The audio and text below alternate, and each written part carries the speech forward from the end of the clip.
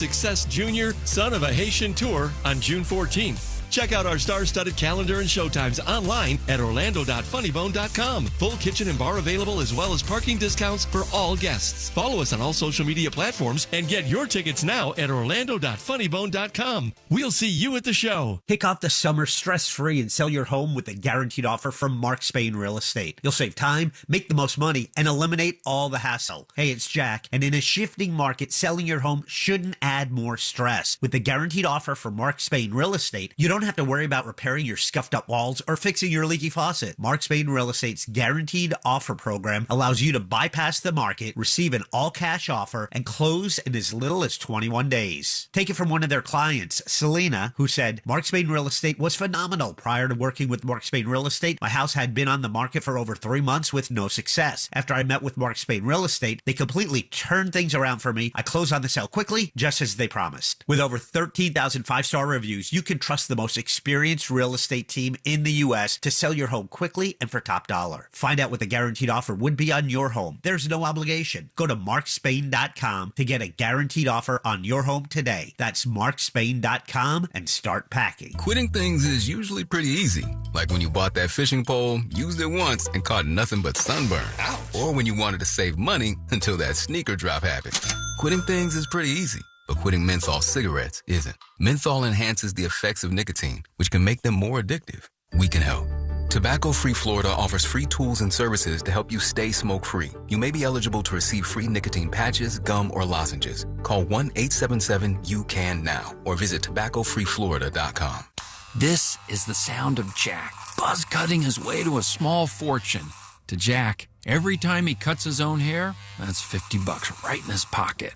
If Jack sees DIY buzz cuts as a saving strategy, Wells Fargo is right behind him. And with their mobile app, tracking his savings is easy. Oh, ouch. However you make money work, we can work with that. Mobile carriers' message and data rates may apply. Wells Fargo Bank, N.A., member FDIC. Hey everybody, Jim Colbert here. I think we can all agree that plumbing issues are the worst, and it's always great to have a seasoned professional ready to go if you happen to run into those problems. Enter Modern Plumbing Industries. From houses to high-rises, these guys are Central Florida's plumbing company. Employee-owned and in business since 1975. Their integrity and workmanship are second to none, and they have some great deals as well. If you mention the Jim Colbert Show, you'll receive $50 off your service call. Book your appointment today at 407-327-6000 or hop online at modernpi.com. You've got to try the new TikTok diet. Just ask Chat. I just take blue-green algae. Or you could trust your gut. When it comes to your health, how do you know what's right for you? That's where Viome comes in. Viome is a simple, at-home gut health test that analyzes your real-time biology to give you personalized nutrition guidance and custom supplements. Not trends, your biology. Learn more at Viome.com/know. V as in Victor, IOME.com/KNOW. And use coupon code VIOME50 to save $50 off your purchase. Dive into a summer of awe and awesome at SeaWorld Orlando. Get real close to orcas, belugas, penguins, and more. Dive deeper with an all-new Arctic adventure on Expedition Odyssey, Fire and Ice, now open. Catch air, surf fast, and fly high on award-winning coasters. And stay later for the all-new Electric Ocean on select dates through September 7th. See wonders in a new light with nighttime animal shows and an all-new drone and fireworks show. Dive in and go from real to unreal at SeaWorld. Tickets as low as $59.99. Hurry, offer ends soon. Taxes, service fees, blackout dates, and other restrictions may apply. Hey Orlando, Joe Rossi here for Greenway Kia. This summer, we're turning up the heat on other dealers with all-in pricing online at greenwaykias.com. The price you see is the price you pay. No games, no surprise fees, just easy upfront pricing. Plus, get rates as low as 0% APR on select new Kias. And a helpful finance team working to get you approved even if your credit isn't perfect. It's the Summer Sticker Sales Event. I'm Joe Rossi, and I want to see you in a Greenway Kia. With approved credit, offer expires 7/5/26. This Earful of Real Radio is sponsored by Wassey's Meat Market, the best place to buy a big green egg. iHeartRadio FIFA World Cup Update. Team Mexico opened the 2026 FIFA World Cup with a 2-0 win over South Africa in Mexico City. South Africa struggled to find any openings in the shutout. Denial of a goal-scoring opportunity, and South Africa's problems grow. Team USA set to open its World Cup trek tonight in Los Angeles against Paraguay. The U.S. later has group stage matches against Australia and Turkey.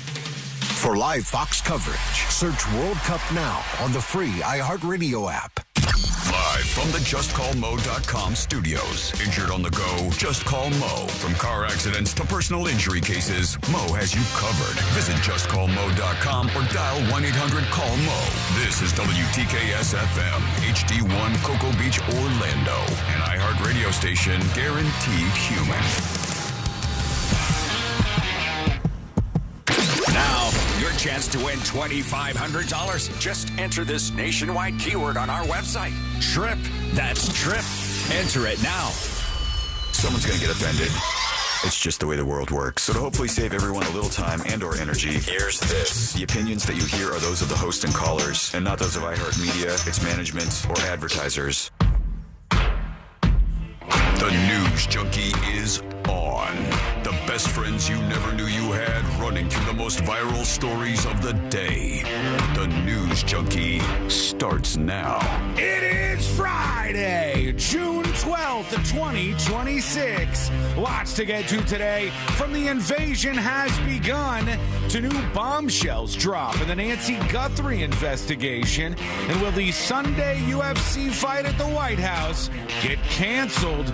Plus your calls, dispatches, emails, texts, and more. C-Lane is here. Hello. Josh is with us. A good day. And so are you. You can join us with the dispatch. Go to thenewsjunkie.com. Hit record on your first dispatch today. You can also watch the show on YouTube and twitch.tv/thenewsjunkie. Your message is rolling right into the studio in real time. And this never, ever happens, friends. What happened? What'd I say? No, not you. Oh, okay. I thought I said something stupid. It was just like explosive laughing in the middle of my intro. You know what I mean? Josh got up for a quick suck it for his camera intro. Just did the crotch hit? The crotch chop movement. Yeah, you could do that on a Friday, but I do want to warn you. We got a last-minute message right here. Okay. Just coming in right at the nick of time. Right in the nick of time. Either one. It's a last-minute message from that man in the banana costume. Let's see what he said. Have a great Friday, you mother... Let's go! We did it, everybody! You made your way through a Monday, Tuesday, Wednesday, Thursday. Friday has arrived. Pat yourself on the back. I knew you could do it. Everybody that is, except for Josh. Everybody except for Josh. He didn't do crap. He did nothing this week. The rest of us, pat yourself on the back. You did it. You made it through. The weekend is upon us. Let's have a good time. Boy, do we have a lot to get to here on a Friday. Josh just back from New York City. Almost died in the melee around the Knicks winning everything. Knicks in 5, baby. And then you got all of the people I am seeing, nothing against these folks, really. All right. I wasn't coming from Taylor Swift yesterday or any of that. But I do see all of these people coming out of the woodwork who I look at and I'm like, wow. Are you seeing the reaction to one Miss Monica McNutt or whatever her name was? Oh, yeah. She's getting it right now. Yeah, that's the woman who started trashing Taylor Swift. We'll get to that at some point during the show today, the update on that clip that went viral. But I'm talking about all the people who are kind of just stepping out, and you see them making a video where they're like, Knicks, baby! And you're like, you stage kid ass MFer. I know you don't like sports maybe more than me. I know that you aren't a fan, but here you are all of a sudden. And it's not just that you're coming out and you're like, I'll be watching the Knicks game tonight. It's like you got to be number one on fire. I'm number one Knicks fan. A lot of that I see on social media. But you know what? Have fun. Do your thing. Even Josh had fun out there. And look at this guy. Does he know anything about basketball? Yeah, they shoot the ball into the hoop, buddy. That's true. They do. Did you have a good time in New York City? Yeah, it was awesome. Good time. Yeah. How was Schmuck? Excuse me? It's that's an incredible bar. Is it? You should go. They have a bowl of cigarettes when you walk in. A place called Schmuck? Yeah. Okay. Am I crazy? Josh is I'm sorry, the resident. I pay attention to Josh's social media offerings. Well, hold on. Josh is the resident half Jew here. So I do have to ask, what doesn't schmuck mean? Isn't that like the piece that gets cut off when you get, when your baby? That's your foreskin. I know, but isn't that another word for it? I Isn't that thought it was. No, you're thinking like schmagegi or something. What? Well, of course, yes. I was always thinking schmagegi. I can't. Not a day goes by. All right, we're learning things here today, and I'm glad you're back, Josh. We're glad to have you. It's a common pejorative of Yiddish origin, also a surname in Germany. Well, really? Mr. Schmuck is here. Yeah, that's Franz not good. Schmuck. I would want that last name. All right, here we go. Let's put our ears to the ground, our fingers on the pulse. Let's see what's happening in this great, big, wide world of ours. And here we go. This is during the baseball game. Washington versus the San Francisco Giants, baby. And they were excited. Bases loaded. One of the big swinging bats up at the plate. Could there be a grand slam? Probably not. They're pretty rare in baseball. In fact, they made a bet in the broadcast booth that one of them would get nude if there was a grand slam. Here's what happened. It may be more than tarps off if Eldridge knocks one out of here. I'm going to hold you to it. Time to drop trowel and hog out. Well, I mean, we can stop on hog out for a second. No. Which I was one step down from milkers, I think, in the bro language that is being used here. But hog out, implying that they're going to Porky Pig it in the studio at the very least. No, all of it. They said tarps off as well. Oh, yeah, the whole thing. Naked, completely nude in the studio. I don't remember what sporting event they were covered, but they were covering. But I recently saw on the news they had one of these situations where everybody's got their shirt off and swinging it around. I think it might have been Sweet Amy Caulfield. They were like, she took her shirt off? No. Oh. She was talking about it on the news, and she said they're doing a thing they call tarps off. And I was like, tarps off has been around a little while. Amy, come on. I'm not familiar with tarps off, hog out. Hog out, the addition to that is a little bit much. But they were saying, look, we'll never get a grand slam, right? More than tarps off if Eldridge knocks one out of here. I'm going to hold you to it. Time to drop trowel. Here we go. Hog out. Oh, girl. Here comes the pitch. Why is she not tarp off? I knew it wasn't going to escape you. What? The cameraman found the one woman in the crowd. You're ruining our feminist credibility here. No, there was one woman that the cameraman... Oh, I'm sorry. I'm ruining the feminist credibility? Sean's the one that thinks there's only one woman in the crowd. Wow, the crowd was full of, literally, don't put this on me. They're showing the crowd, and the crowd was full. Look, it's full of men with their shirts off. Right. Yeah, tarps off. Men with their shirts off. So it's as if they said to the cameraman, can you find somebody who is a woman in the crowd, please, for God's sake? And they said, all right. If Eldridge knocks one out of here, I'm going to hold you to it. Time to drop trowel and hog out. Here we go. Yeah. No way they're going to hit a grand slam, right? There's no shot they're going to hit a grand slam. High drive. It's out of here. Oh, yeah. Hogs are coming out, everybody. Yeah, baby. Flopping them out. Nobody, could you believe it? Nobody took their hogs out. Not a single hog was I think that pulled was out. just in the broadcast booth, right? Was that their own little bet? Yeah, well, they didn't mention it, so maybe they did it, but just kept it nice and quiet. It was a quiet hog release, perhaps. But we want to know what you have going on, what's going on in your world today, and what are the questions I want to ask you. Are you and writing toss down at you. quiet hog release for the title of the show? That's ridiculous. No, I'm a professional broadcaster, C-Lane. I'm writing down some notes for future discussion here.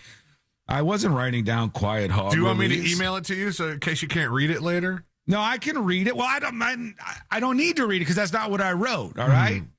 I feel bad lying. I did write that. I did write quiet hog release. But I wanted to ask you a question, everybody.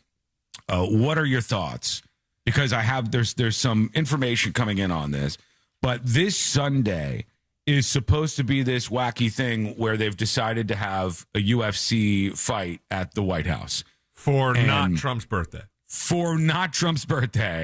And they've manufactured this like spider cage, and they've got the octagon, and for some reason there's going to be people just slugging each other in the face at the White House right there next to it for this UFC fight.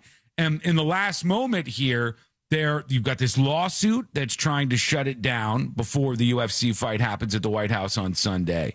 You have got weather that could either be too hot, they were worried about, which I didn't know that was a possibility. Like too hot for an MMA fight?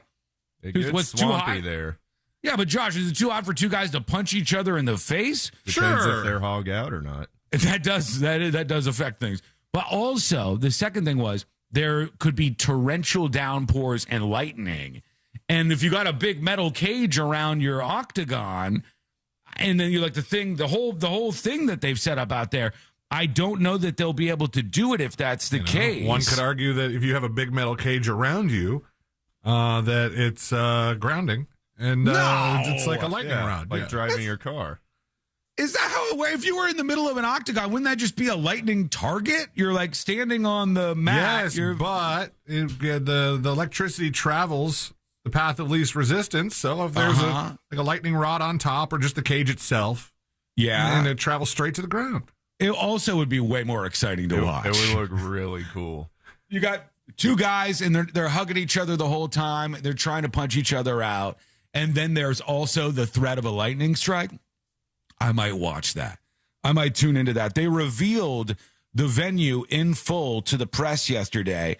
People are not hugely in support of this, by the way. When I look at this, the question asked to a large survey audience was, do you approve or disapprove of the White House hosting an Ultimate Fighting Championship fight as part of its Freedom 250 celebrations, which is kind of a hilarious question in and of itself.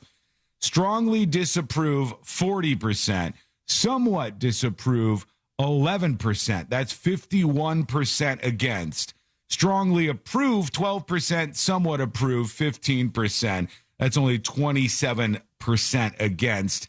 And obviously the rest lying in that not sure column. So we'll see if we can get you not surers to be on the record here. What do you think as this is approaching? We are now here we getting go. some new images of the UFC 250 event and the venue that's going to be hosted there at the White House. Take a look at this because some reporters on the ground are getting that first look at this moment. So you can see there in the background it says Freedom 250. It's pretty wild looking. It is just kind of wild looking to have a venue like this right on the back steps of the White House. To see the White House.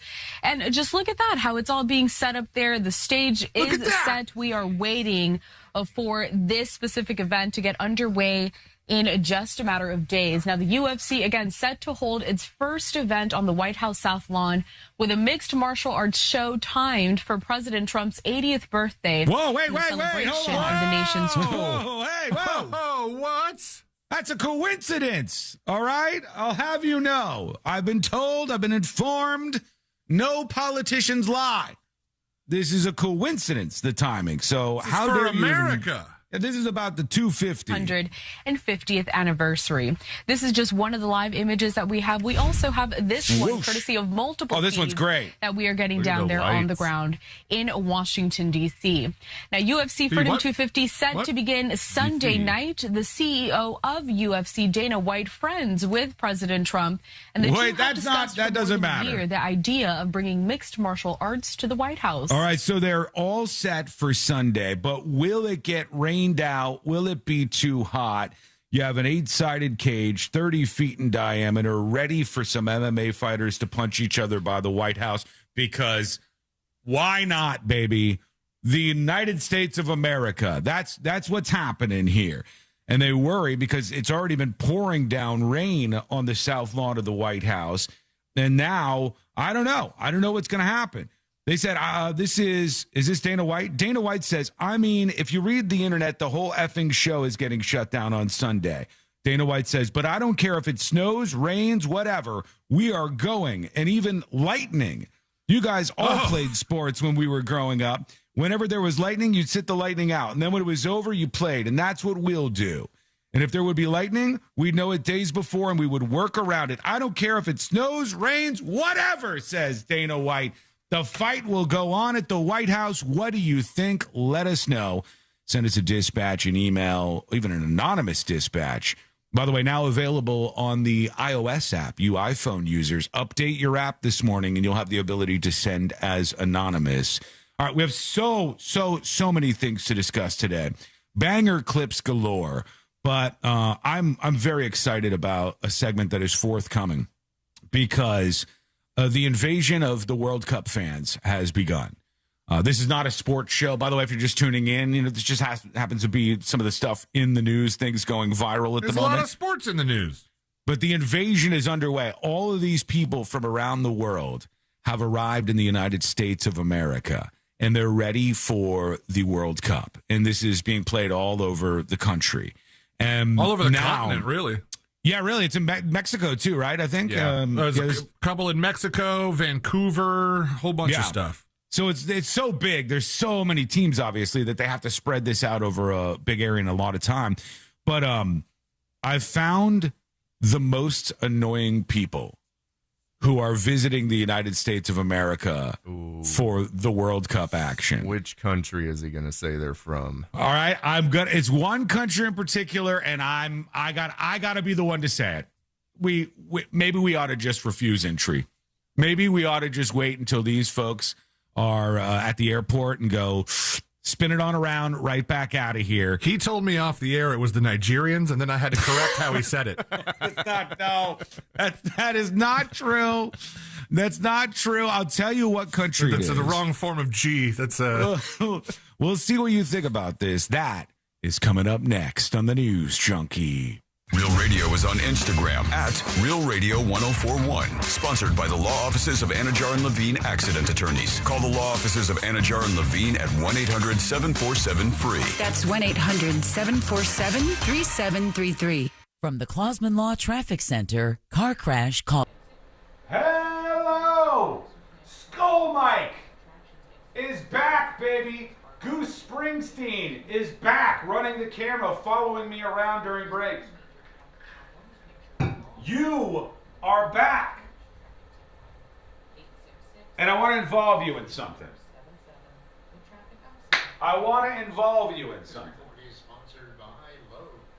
Okay? Here we go. We're going to make a video for the Real Radio Instagram page. All right? We're going to make a video for the Real Radio Instagram page.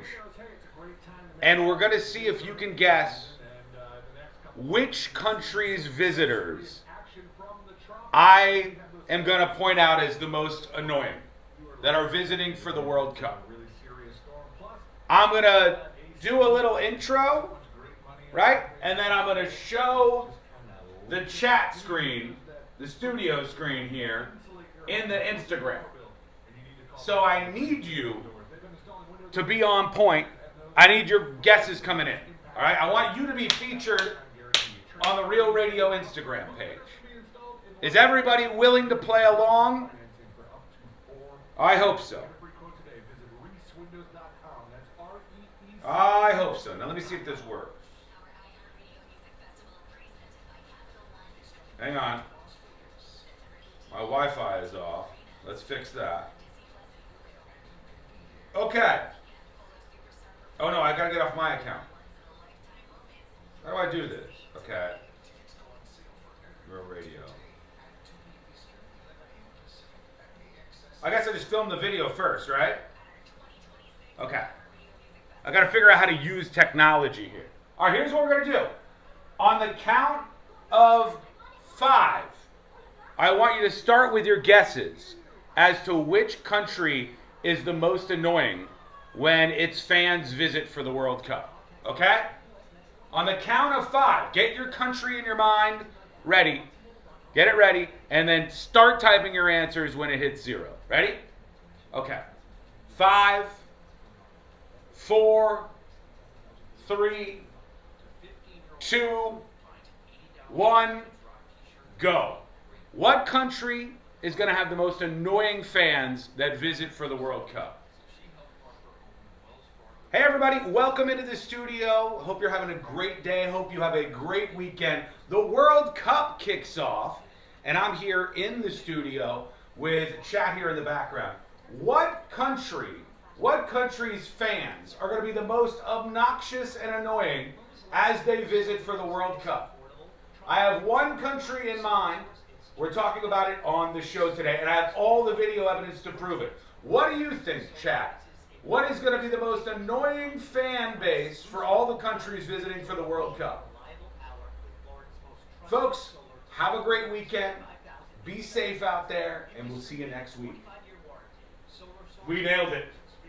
We nailed it! Oh, Obi-Wan Kenobi almost got the jugs in on the video.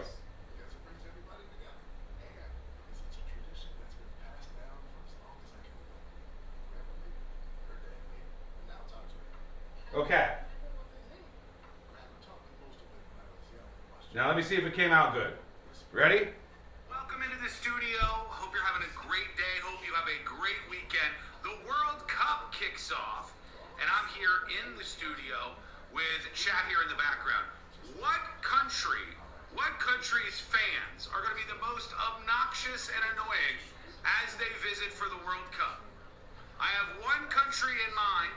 We're talking about it on the show today, and I have all the video evidence to prove it. What do you think, chat? All of you people saying Brazil. All of you people saying Brazil. What the hell? Brazil is not correct. Brazil is not correct. I will tell you in just a moment. Abraham Dragon Friend says, I like the Brazilians. It depends on how many there are in one place. Mostly they're fun, and they seem like they like to have a good time. And they have some good food. They do have some good food. 1 minute, we're back live on the show with the country whose fans is going to be maybe the most obnoxious in the United States of America, with my video evidence breakdown. And they have some nice butts. That's true. Chat is always correct. We know everything. Okay. Here we go. We're coming back live on the show, folks. I'm going to do one more Instagram video story option for Real Radio, and we're going to post one of the two of them, and we'll see if you make it. Well, we're going to do the next one during the next commercial break.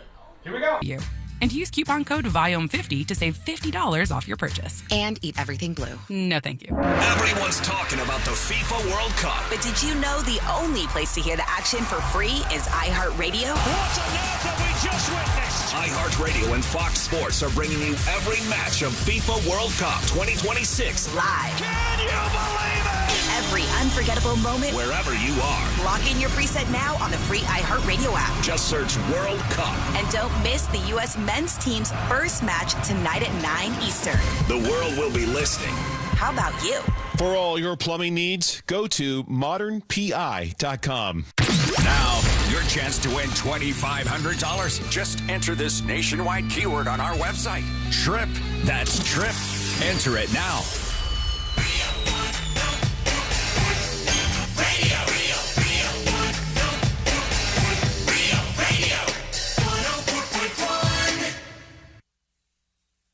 Because therapy's expensive, and we have microphones.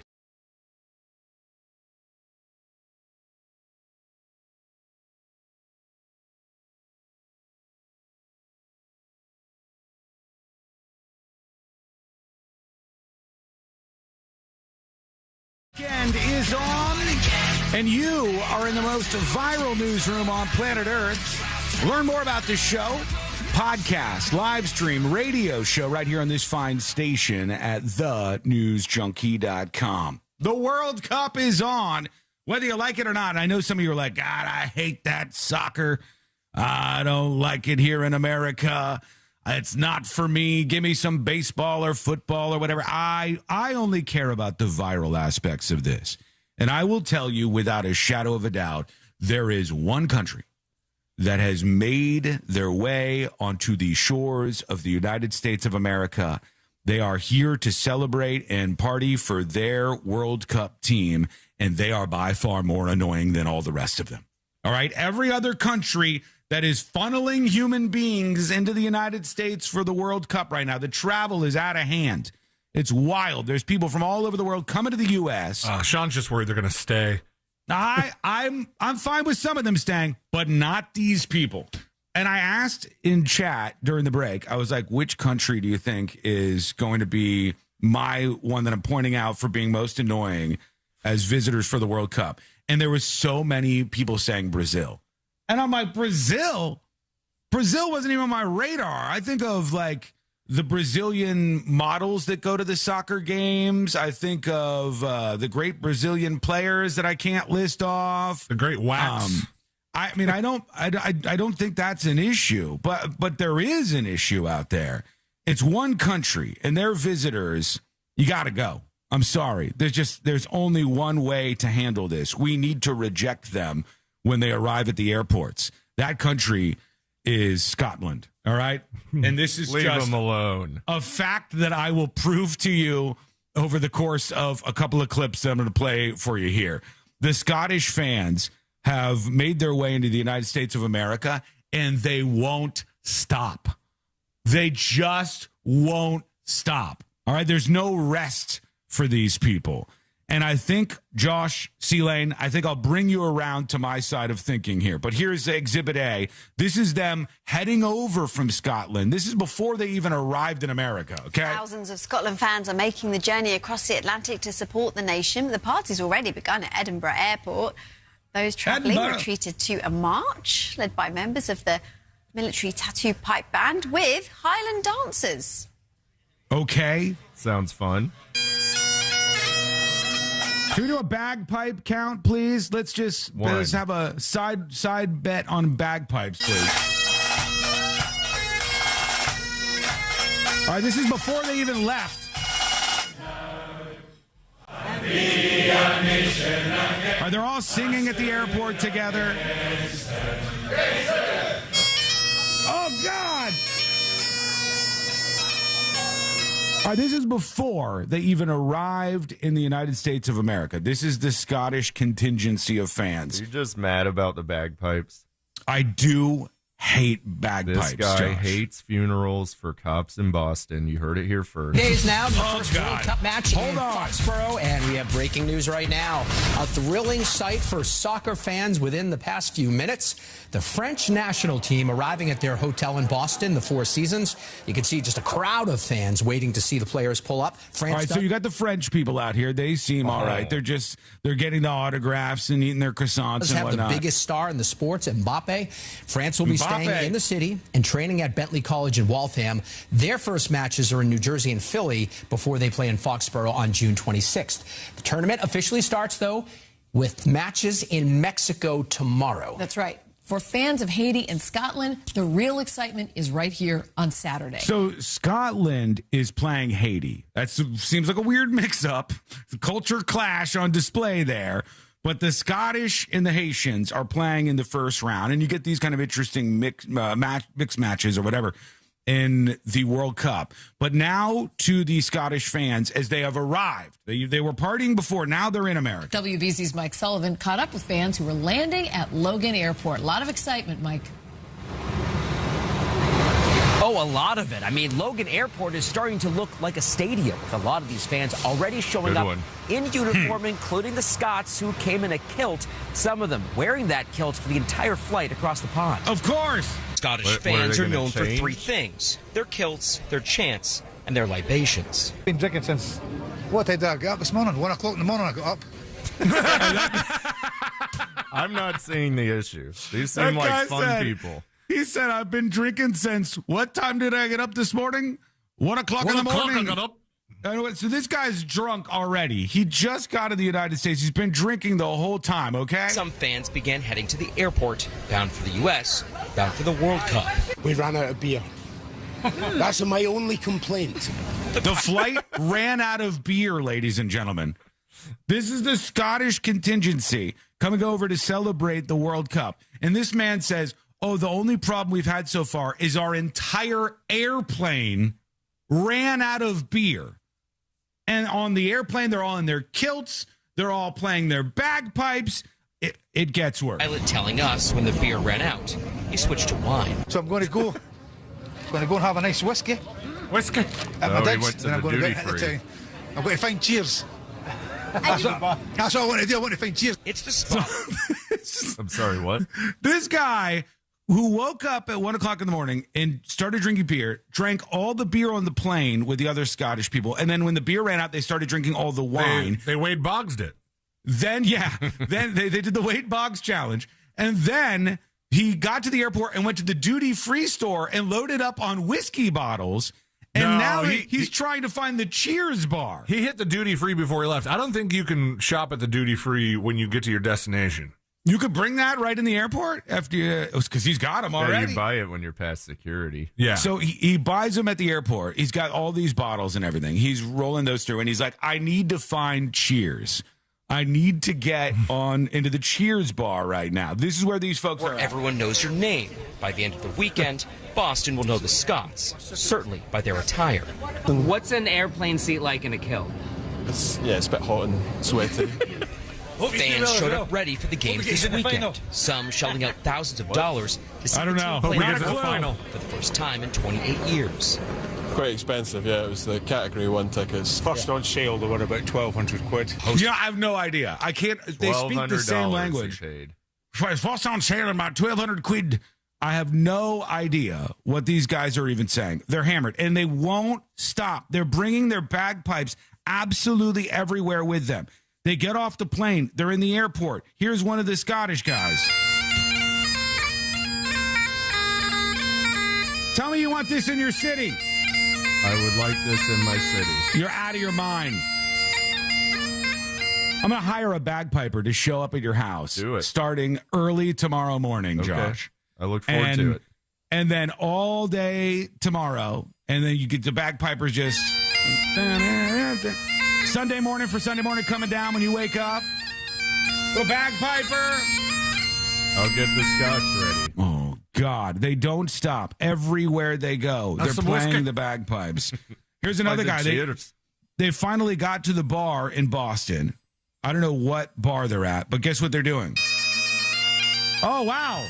They're playing their bagpipes. Musical twist on the American national anthem. He's playing the flown anthem. in from Tain to Marshall. Yeah, I love this country. You should be proud. I love our national anthem. You know what I don't love? I don't love it on bagpipes. I don't want it here. If you had to choose between our national anthem on bagpipes or Borat singing the national anthem or singing the Kazakhstan national anthem to the tune of our national anthem. I'll take that one. I'll take the Borat. I'll take that because these people, everywhere they go around town. Here they are in Massachusetts.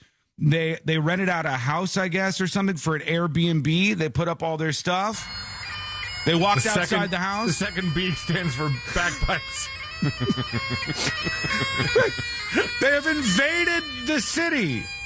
Okay? The Scots are everywhere. Everywhere they go, they're bringing their bagpipes. I got so many pieces of evidence of all of this. This is them taking over one of the pubs in Boston. I haven't even played this one yet. Do we hear bagpipes? 86% chance.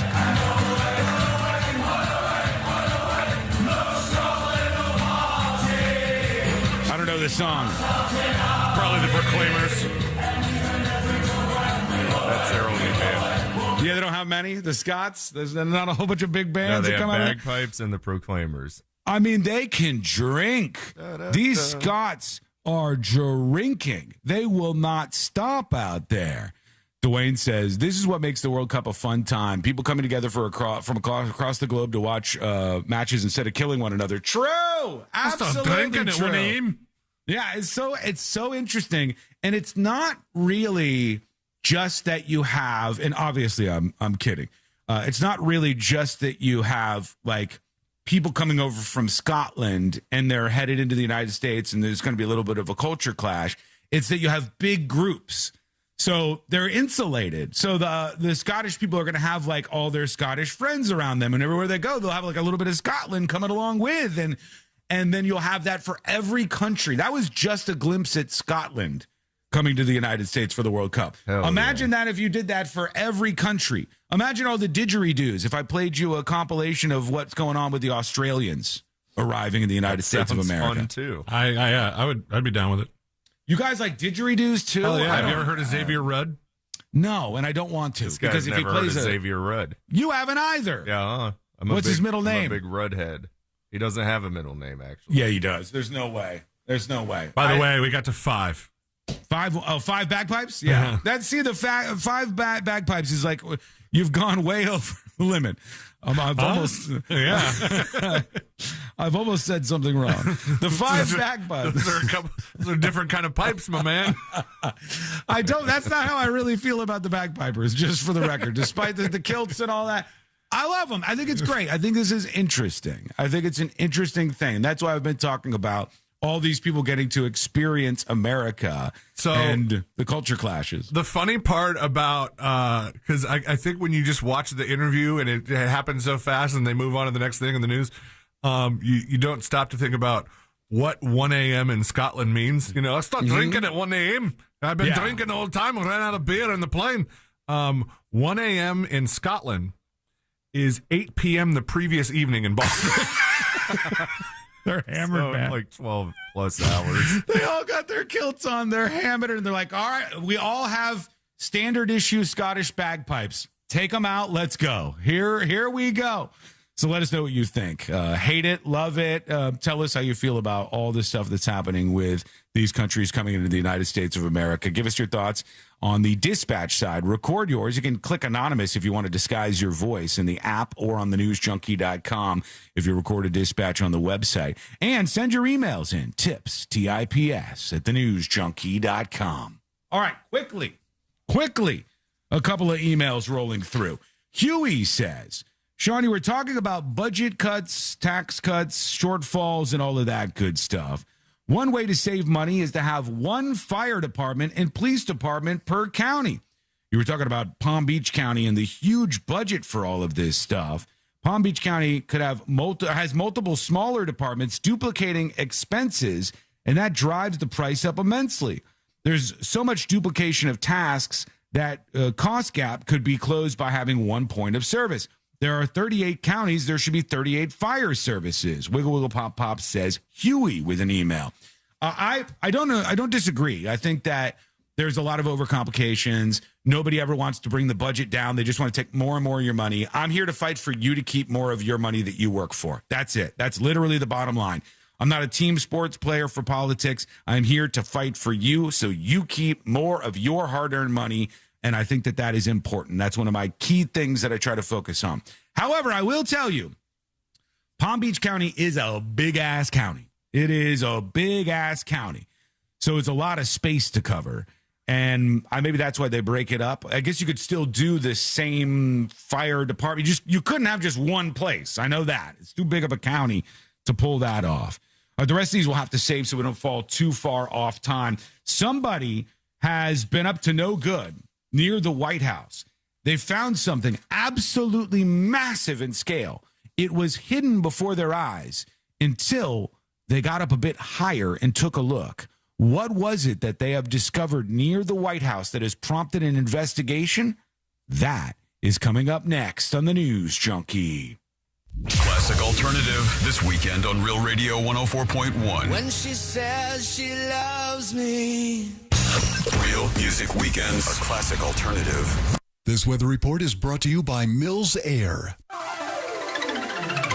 I'm Fox 35 Storm Team meteorologist Jessica Dobson with a check of your Central Florida forecast. And for our Friday, we are going to see the return of afternoon and evening scattered showers and storms. Plan for about a 60% chance of rain. Welcome behind the scenes. Sko Mic is activated. There ain't no commercials around here. Unless you see a commercial. Father's Day gift giving at summitracing.com. You'll find unique gifts, parts, tools, accessories, and more. Or give the perfect card, a Summit Racing gift card. I've seen some empty stadiums for the World Cup so far, by the way. Power at every purchase. And them tickets were a little too expensive.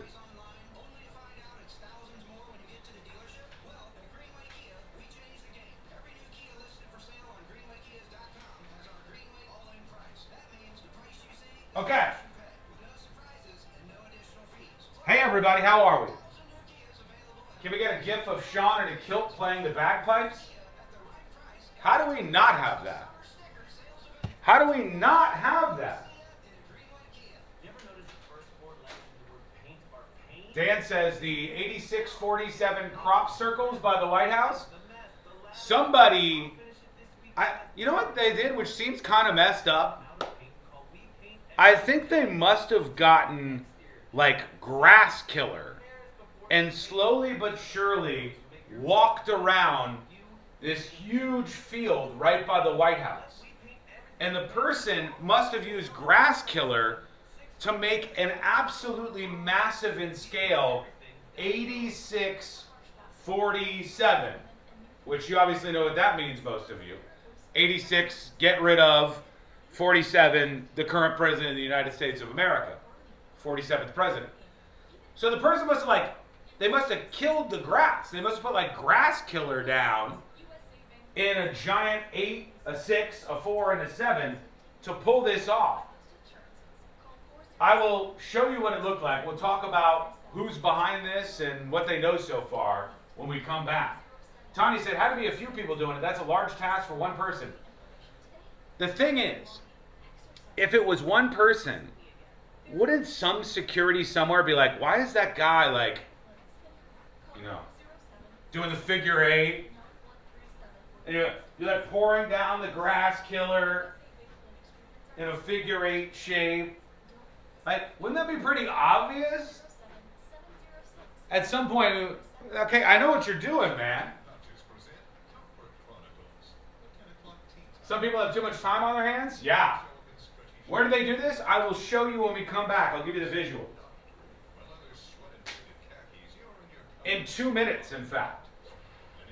Also, let's get a rally going. Let's get a bit of a rally going for gifted subscriptions on the website and the app and for secret shows. Hit that gift icon. Let's get a hype train rolling on the newsjunkie.com. Hit that gift icon. Dan says they fired half the park service. There might not have been anybody watching at that point. Is that true? Did they fire a lot of the park service people?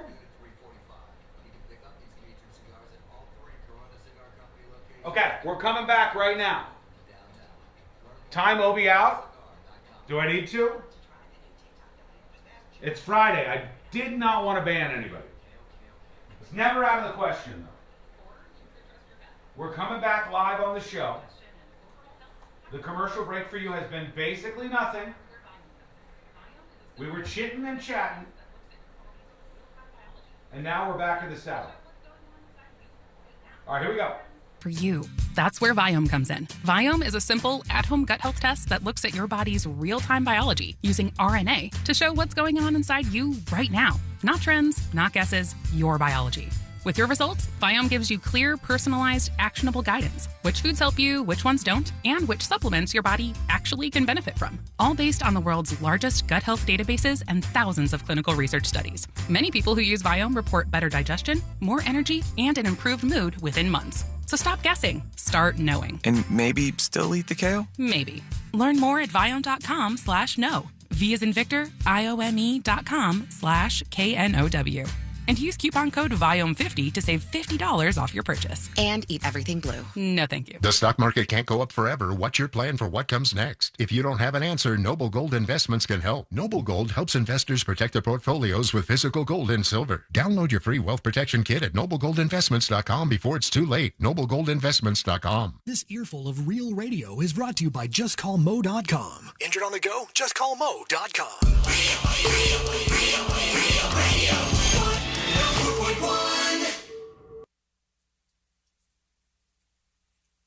No one's really sure what all.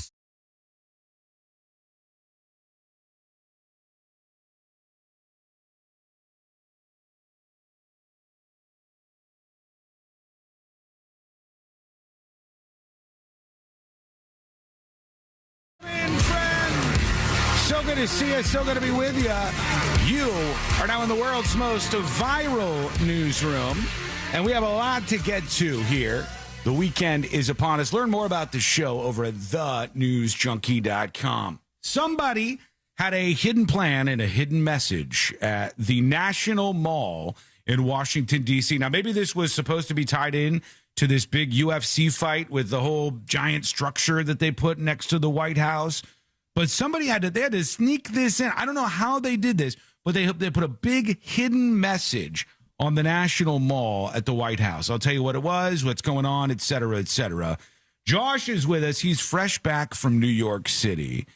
And one thing that he wanted to do while he was there was he wanted to possibly go to a Knicks game. The problem is, Josh, as we all learned, only really, really, really rich people can attend those games. It's true. Yeah, it's only for the very, very, very rich among us. And the tickets were what? 7, 10? 7 to 8 just for a nosebleed seat. For a nosebleed seat to see the New York Knicks play. $7,000 to $8,000. The nice ones were like $30,000 or something. Courtside was like 100 plus. Okay. Who are the celebrities that you saw courtside watching any of the action going on? Spike Lee, Ben Stiller, Larry David, John McEnroe. Timothy Chalamet. Yep. He's a big Knicks fan. Taylor Swift. That's right. There we go. Same time. Mariska Hargitay. Oh, yeah. Christopher Maloney. Who that is? That one either? Law and Order SVU. Oh, okay. I do know that guy. Yeah. Let's go to Ben Stiller, because when I saw this clip, I go, is he serious?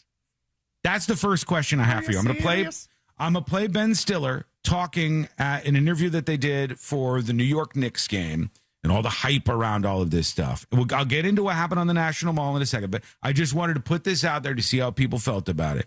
1, do you think he's being serious? And 2, why? Why on earth would they do this? Here's Ben Stiller talking about the Knicks game. Hey, Ben, you're not a fair weather fan. That's Charles Barkley talking to him, if you didn't notice the voice. Number one, thank you for the love you shown our show watching you guys all these years. Forever. But you like a real fan. Like a lot of these other freeloaders, they just showing up because the Knicks are doing good. How long have you actually been a season ticket holder? I don't have a season ticket. I get the tickets. The celebrity, they give us the tickets. Ben. You know what? Good for him. All right, now I see AJ saying he wasn't serious, it was a joke. I don't know, was it? What is it? Because it didn't really land like a joke. I don't think I could afford the Knicks season ticket front row. No, I'm lucky. No, I think it's because I've been coming for so long, that they feel I'm a loyal fan. Our family's been coming forever, so I'm lucky enough to get that. And I think he's not but I've been coming since, first, I probably like 1974. Wow. I remember. Draymond was not born. Yeah. with my dad. Meeting the Knicks. I remember. So it sounded serious to me, right? Like, they said, do you have season tickets? Because you see Ben Stiller up there with all these celebrities. Tickets are so expensive. And you're like, well, you must have season tickets to go see the Knicks play. And he goes, no, I don't.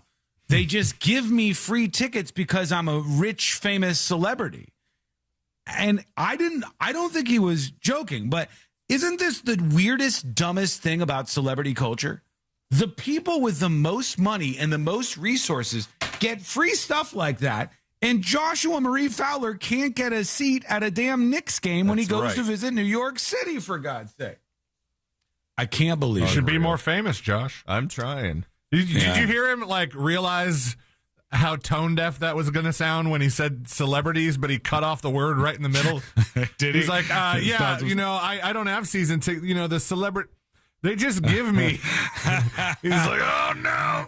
They're going to write about this one. I appreciate him being honest if that's the case. I don't have a season ticket. I get the tickets. The celebrity, they give us the tickets. Yeah, he did hit the brakes right there. They give us the tickets. Josh can't even get a bagpiper. What a shame. Well, thank God for that. I'll have you know, I hired the bagpiper for the Just Call Mo Mini Masters.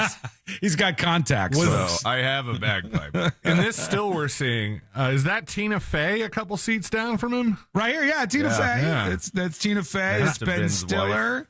I don't know who all these people are. This is Spike Jones. Spike Lee. Spike Lee, I screwed him up again. His wife did that. Got him last time too. I didn't mean to do that, Spike. Is that Keenan? I can't tell if that's Keenan. Right over here. Yeah. I can't. It's a little bit like 280p. Blurry. Yeah. No, it might not be. And then is it Tracy Jordan? I mean Tracy Morgan. That's his TV show name. You're not beating they all look alike allegations. Thanks for taking me to the Knicks, Liz Lemon. Fair, Josh. Yeah, look, it's in my defense. What I'm looking at here, since you guys can't see, it's a radio Tiger show. Woods? What I'm looking at here is a very blurred image of the crowd here, so it's hard to see. But I can see Ben Stiller, not because he's white, but because he's the most Jewish. obvious. I just saw him in the interview. But the celebrities get the free tickets. This is absolutely out of control if true, but. That's just how it is. Celebrities, rich, famous, they get all of the monies. I think all the teams have a couple seats that they kind of hold until they get that phone call. And they're like, hey, it's obvious Kevin Hart wants to come to the game. Mm-hmm. And he's going to wear his Knicks gear. Can you put him in a good seat? And then they're like, yeah, right next to Tina Fey.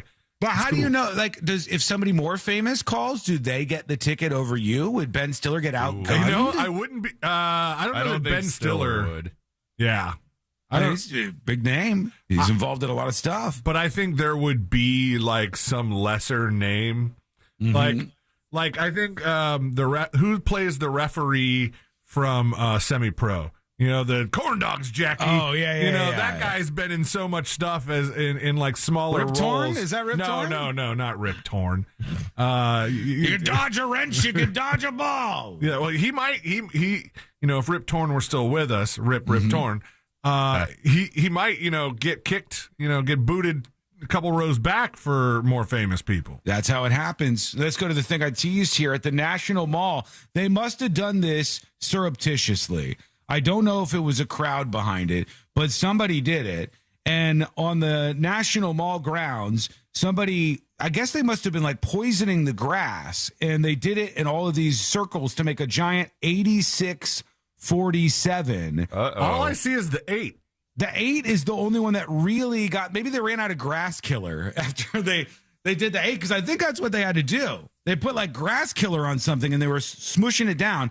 I can see 8 and then a light 6 and a light 4 and a light 7. The 4 is what I can see the least. Yeah, they're very like kind of faded. But somebody was trying to make on the National Mall a giant 8-6, a giant 4-7. For obviously 86 means get rid of, and 47 is talking about the current president of the United States of America, the 47th president. They must have gone around and done this by killing the grass out there in those giant numbers. I'm not sure how somebody didn't notice something funky was going on, but they gave it a shot on the national law. It's being investigated by feds. The federal authorities are saying it's political violence. The White House saying any threat against the president is taken very serious by the department. U.S. Park Police will investigate this incident and see what they can learn. What do you think? Let us know. Send us a dispatch over at thenewsjunkie.com right now. Somebody says they did a horrible job with the grass killer on the other 3 numbers. Yeah, maybe they ran out of Roundup. They should have used seashells. Yeah, does that work? Can you put it worked for James Comey. Oh, yeah, that's true. Yeah. It has led to a case for him. You know what the funny part about the Comey thing that always gets me whenever this comes up is like, there's a couple people who argue this, and I go, not that this matters, but Comey claims he didn't arrange the seashells. He just found 86-47 at the beach. That's a good defense. And then took a picture of it. That's a good defense. And how are they going to prove that? You can't. Like, if you have him in a court of law and he just says, I didn't even put the shells like that, somebody else did. I saw him and I took a photograph and I put it on my Instagram. It's kind of hard to fight against. There's a cop somewhere dusting seashells for fingerprints going, I went to college, man. Yeah. My whole thing about all of this is you don't have to go after people who are putting seashells on a beach. There's legit people, I could find them right now, who are just like, I want to murder the president of the United States of America. No ifs, ands, or buts. Like, I could find them right now posting this stuff. Don't get excited about that, all right? I see the glimmer in your eyes on my monitor here. I can see it from here, the glimmer in your eyes. Now, these people, they should go after them for destruction of public property. They poisoned the grass, and this is our grass. And, I don't know, the grass probably can't feel it or anything, but it just seems like Guthrie over here. They're going to have to replant this, aren't they? This grass is our grass. They probably did it because you know how much Trump likes grass. Did you hear him talking about grass? We played grass. that, right? Yeah, Trump loves grass. And he's like, grass is alive. Right, here he is. Maybe this is why they did it. Here's Trump talking about grass in the White House. All right. 22, it hasn't worked. Never worked. From the day they built it, it never worked. But you're going to see that. And people are all thanking me because Washington's beautiful again. The parks are open. We changed the grass. You know, grass has a life also. Like people, grass has a life. Grass has a life. Not this grass, though. They killed this stuff out there. Give us your thoughts on this and everything else we're discussing or not discussing on the show. Go to thenewsjunkie.com. Send us a dispatch right now. I have a person's thoughts here. We got to go to break, though. We're so late. I want to murder the president of the United States of America. Quick note for the Secret Service. That was me speaking in the voice. Wait. Damn it, where I am building a case against. If for the Power Hour, if you take all of these and did say, quick note for the Secret Service, that was me speaking. My name is Sean Wasson. I live in come find me at my address right now. Don't you guys know that was taken buddy, out of I already have the Power Hour set in, so you're good there. All right, okay. Quick break. You okay?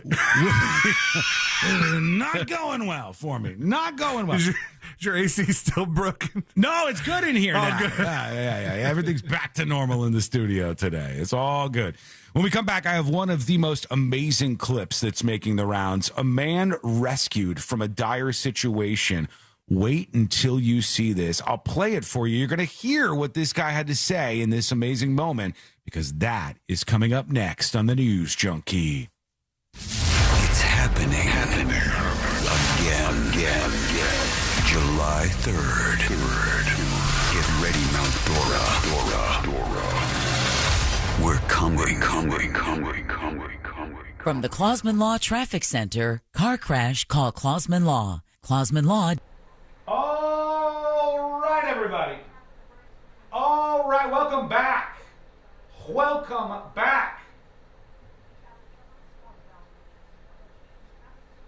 Mr. Predicto, should somebody in chat right now take that comment from me and clip it, and as a bet, I'll post it without context on my Twitter account. Mr. Predicto, should we do this? Please say no. Yes, without question.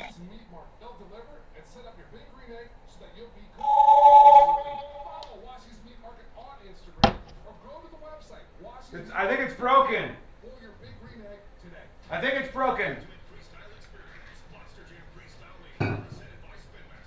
Something was wrong with it.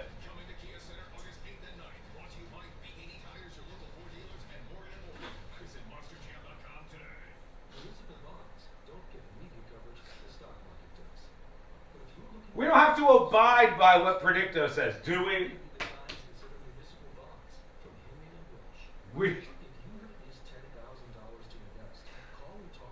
So much for all that contract talk the last 6 months? Gotta do it, bud? No one clipped it for me. So, oh no, I don't have a clip that I can post. You know what I mean?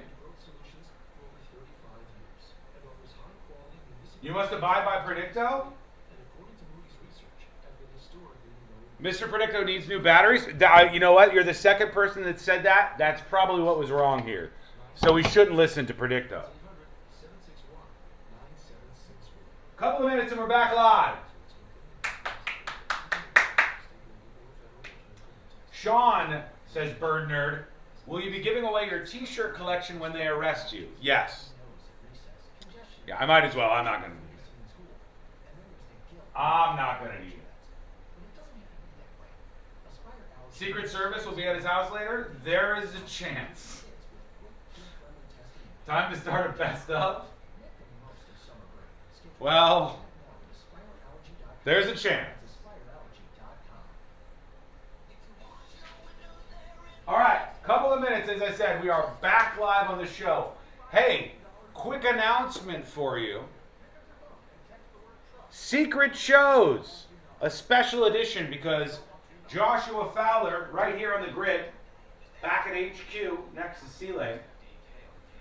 Joshua Fowler was in New York City, so Secret Shows will be starting tonight, promptly at 7:30 p.m. Eastern. We hope to see you there. We truly do. Be there or be not there. That should be a sign. Holy cow! Wow. Stand by, everybody. Stand by. Buckle up.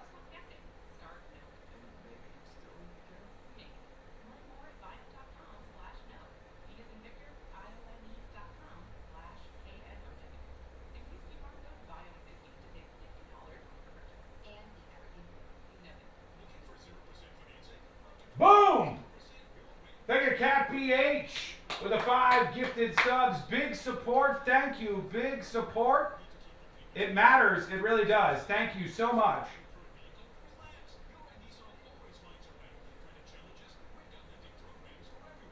Boom! Thank you to the Stepafy. Hey, thank you so much, Steph.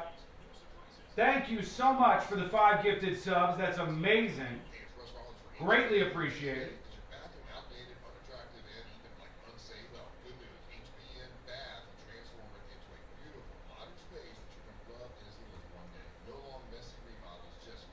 And boom! Thank you to Amy B with the 2 gifted subscriptions. Claim yours right now and watch Secret Shows live tonight at 7:30 Eastern. Be there or don't be there. All right, we're coming back. Off your project, visit hbnusa.com. Restrictions apply. License number CBC 1255975. Do you have AC needs? Turn to the experts at Carrier. Go to millsair.com. Portions of the following program were pre-recorded. iHeartRadio FIFA World Cup Update. Team Mexico has its first win of the 2026 FIFA World Cup, beating South Africa 2-0 in Mexico City. South Africa found themselves shorthanded in the loss. It is another red card. South Africa reduced to 9 players. Team USA makes its World Cup debut tonight in Los Angeles against Paraguay. In Toronto, Canada takes on Bosnia-Herzegovina. For live Fox coverage, search World Cup now on the free iHeartRadio app. Broadcasting live from the JustCallMo.com studios. Injured on the go? Just call Mo. Visit JustCallMo.com or dial 1-800-CALL-MO. This is WTKS-FM HD1 Cocoa Beach, Orlando. An iHeartRadio station. Guaranteed human.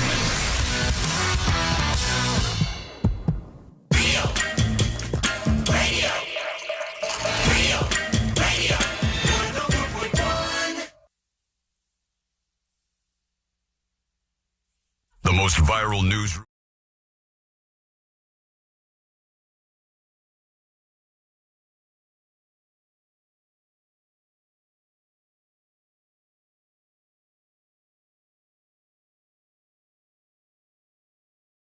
And welcome back to the world's most viral newsroom. You're here, and I'm sure glad you are.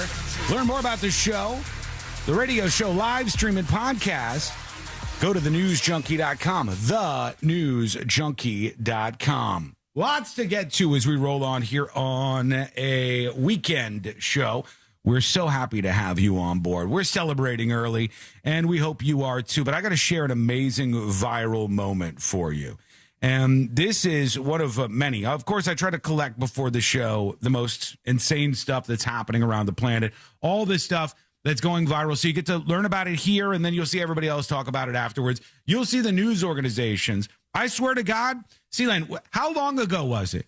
I don't even know if Josh was here that day. How long ago was it when we did the story about the woman who got pulled over and she was missing her right arm? How long ago was that? Well, a few weeks ago.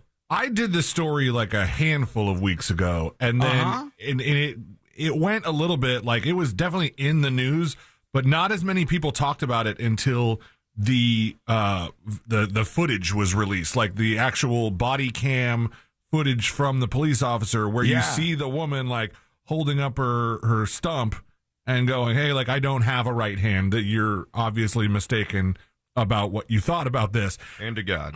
and hand to God. And so I think it was that combined with you actually kind of heard the attitude of the police officer who wouldn't kind of back down on it. And, he was a jerk about it. Yeah, he kind of was. Well, here's WPTV. They are running with this as one of their big stories. We did this weeks ago. Woman born without right hand goes viral after traffic stop. Here it is on the top of their website. It's like their main story over on their website. This is how far ahead of the mainstream news outlets we get. And this story is just incredible. So in Streator, Illinois, which is a beautiful place, and they got hit with the tornado this week. They were hit with a pretty strong tornado. Josh, bring up the Illinois tornado. Tell me what strength it was and, you know, what we can learn about it basically as I share this with people. Okay. Now, I'm going to put this on See It Now. I'm going to get a good screenshot here so you'll be able to see the visual if you're listening to the show. I want you to see the visual at some point. And whenever we have something like this where you can see something, well, we'll put it up on See It Now. So if you're in the News Junkie app or on the website, you can see what we were talking about. But this is a guy trapped in the rubble of his house that was knocked down after the hurricane went through Illinois this week.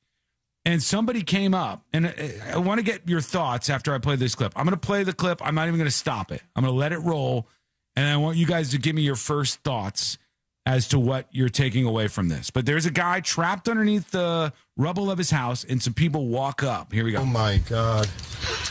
I got her out. Okay. But I can't get out. Oh, my God. I tried moving all this stuff. I can't get it out. All right, hold on. Let me help. Hold on. Do you want me to hold your camera? No, he's more important here. Yeah, maybe put down the camera. Oh, God. I think it's this piece here? This one here. If we can get that. So he's stuck underneath the house. He's in the rubble of the house. It's just unbelievable. The neighbor runs up. What's the first thing that comes to your mind, Sealand, watching that video? You already said it. Yeah. Sure. But why are we still filming? Do said, you want me to hold your camera so we can still film ourselves rescuing this guy? He said no, but he didn't put the camera down, and I'm almost positive it's because he just wanted to film what was going on. It was almost like he wanted to say, no, this is too amazing. I have to capture this on camera. And the woman was thinking, like, we got to rescue this guy from the house. And they just filmed the whole thing. Like, I got her out. Okay. But I can't get out. Oh, my God. I tried moving all this stuff. I can't get it out. All right, hold on. Let me help. Hold on. Do you want me to hold your camera? Blood all over her leg? Yeah. He's more important here. Yeah. So do you want me to hold your camera? No, he's more important. Well, then put your camera down. Otherwise, I don't think he is more important. I think you're just filming the situation, and you were like, well, I really want to video this moment. I really want to record this right now. That's what I gathered from it. And also just the absolutely amazing visual of this guy trapped under the walls of his house. Mm. Is that what we're looking at here? I'm trying to figure out. I think so. Like the crazy part is, and I've said this before about, like things that are large and wooden for some reason to me don't seem like they're that heavy. And then you go to pick them up and you're like, oh wow, okay, this is why we build houses out of this stuff, right? Yeah. And so it looks to me at first glance like this is something you can wiggle out of this guy, couldn't you? What are you, weak? Come on. And the lady, then she's like, I tried to move something, and she literally just kind of, and I was like, what was that? What did you try to do? He said, I'll go back one more time. He said, I got her out. He's talking about his wife, who is the woman talking. And he said, I got her out, but I can't get myself out. The wife was the one offering to hold the camera? The wife said, do you want me to hold the camera for you? She's bleeding, as Celine noticed. She's bleeding all over the place because she was trapped under the house that got knocked down by this tornado in Illinois. And the guy filming was just kind of driving along trying to video stuff. And he stumbled upon this. So that's why she's like, do you want me to hold your phone, your camera, while you try to help him out because it's more important? Yeah, it's like, no. I got her out. Okay. But I can't get out. Oh my God. I tried moving all this stuff. I can't get it out. All right, hold on. Let me help. Hold on. Do you want me to hold your camera? No, he's more important there. Yeah, you should say yes, he's more important, not no, he's more important. The shot of him is more important. Yeah, that's what it sounds like. All right, I'm going to put this up on See It Now. You can take a peek over on the app. It's right on the front page of the app or on the website. It's easy to find right there in the menu. Tap See It Now, and you'll see all the things that we have discussed on the show that have some sort of visual element to them since you're probably just listening. Playing this video is and him somehow thinking him holding the camera is more important has triggered in me something that I've been dealing with for the past maybe 2 weeks or so. Wow. And it was because you brought up a story. And you brought up a story, and then it got the attention of some people on Reddit. And ever since, my algorithm has... I have not joined this subreddit, but my algorithm has constantly fed me posts about the woman at Disney who stands 3 feet from the piano players and shoves her camera in their faces the whole time they're playing. Yeah. I have gotten so many notifications from r/theme park swindlers, and every time it happens, and I know this is partly my fault, every time it happens, I get sucked in. I get sucked in because I want to read, I want to see all the pictures of this woman doing her thing, and just I want to read all the drama and how much they hate this woman and how delusional she is, and I'm just like, this is a thing for me right now, man. See you later. All of chat is saying same. So yes! Like, yep, my algorithm picked up on that too. You and me both, C-Lane. Oh my God, same. The same exact thing. It's incredible. But isn't that like this is the other side of why this guy wants to film himself rescuing the guy under the rubble from the tornado in Illinois? Because we get roped in, then we get hit by the algorithms on all of these platforms. And then you never see the end of it. Y'all see this? I talked not that long ago about where you can watch something and then you'll think it's the whole world. You'll think it's taking over. Like I watched one of the many videos about the hood snacks that they make where they were putting the pineapple in the Kool-Aid and putting sugar in there. And then I kept getting fed more of those things. And there's like, here's some other snacks that they're making and selling out of the hood snacks out of the back of their vehicles. And I'm like, damn, that looks good. And I'm watching all these snacks, and then I'm watching people attack that, and then I'm watching like racist reactions. And I'm watching like there's so many things that I've seen as the result of watching just one thing. And now you got to kind of remind yourself, you're like, geez, I guess when I'm on social media, on that platform, Facebook, Instagram, Twitter, y'all see this? Maybe, just maybe, I got to be careful about what I click because they are going to shove more of it down my throat, man. But that guy filming that, go check it out over on See It Now in the News Junkie app. No algo over there. We're not going to algorithm you over there. We're just going to, we promised Apple we wouldn't. Yeah, we'll just put them in order. We just right in order. That's just the beginning of the clips. I've got some juicy stuff to share with you guys throughout the show today. We'll get to more of your dispatches. Your dispatches are rolling in right now. You can send yours over at thenewsjunkie.com. Do we have any sweet anonymous dispatches today? We do.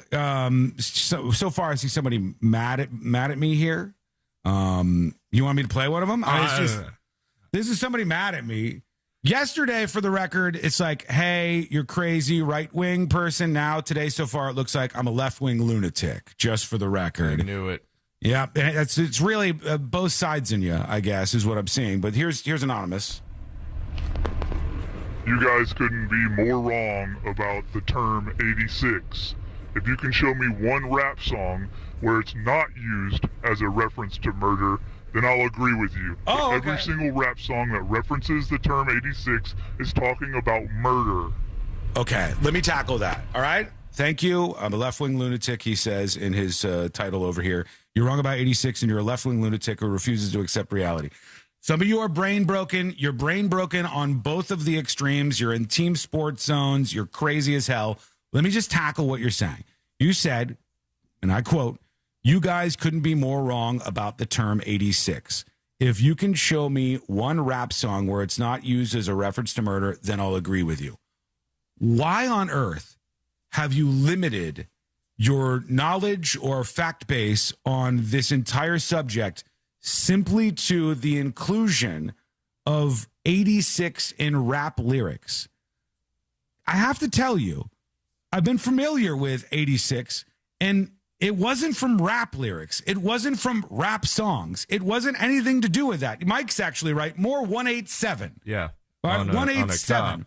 Yeah, that would be what I was hearing. But no, what I'm used to when it comes to this is 86 is a term that I know, at least my exposure to it anecdotally is from restaurants.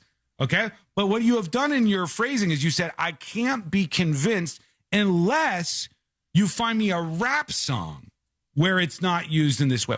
How weird is that to limit your reasoning and how you view this story to solely like, oh, you have to show me a use of this that's in rap lyrics. Otherwise, I don't agree. Now, what I said is 86 is meant like get rid of, get it out of here. We don't have it in restaurants. A lot of times it's like 86 because we don't have this in stock anymore. Do people use it to mean kill now? Yeah, definitely people do. Do we want to round up every person who does that and throw them in a prison somewhere? I'd rather put other people in the prison. That's just me. That's just me. Crazy old me over here with radical takes like people should be able to keep as much of their money as possible. And people who do stuff like that should maybe not be filling the jails. Let's take the people who are stealing cars and attacking people and, punching people in the streets and throwing people in front of trains. Those people, let's put those people in jail. But I'm crazy, I guess. Let me know what you think. Send a dispatch in over at thenewsjunkie.com. See what you made me do, C-Lane? Unbelievable.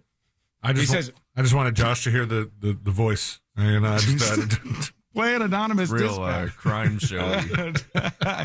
All right, we'll get some more of your dispatches and emails, I promise. That's coming up next on the News Junkie.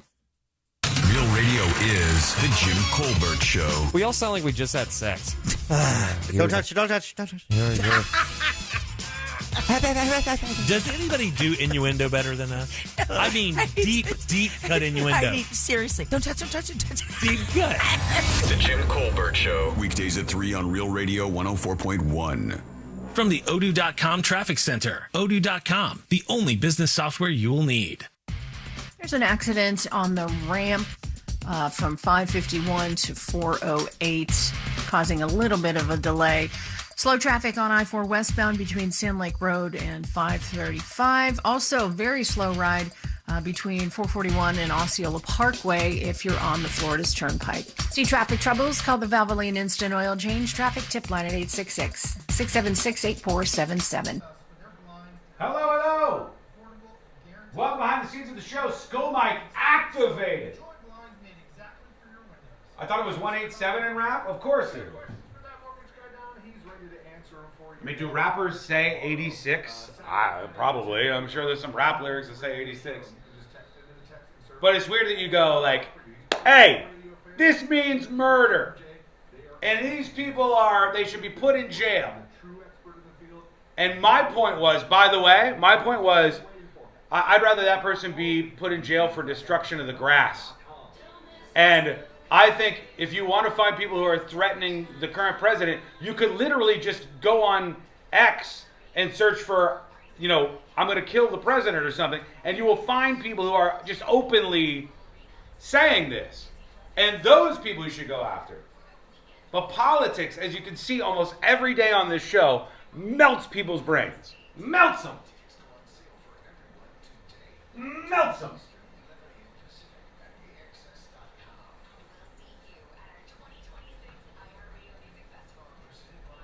Hey, Steven. What is this rap genre you speak of? It's a hip-hop thing. A hip, a hop.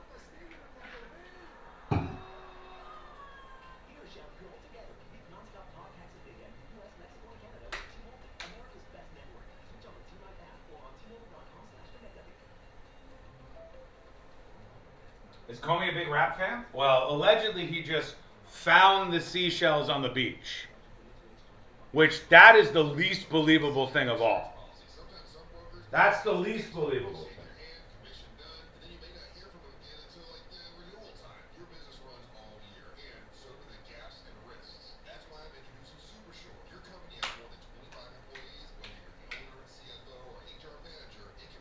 Oh, you can't put your brain is melting and then put U''RE. You can't.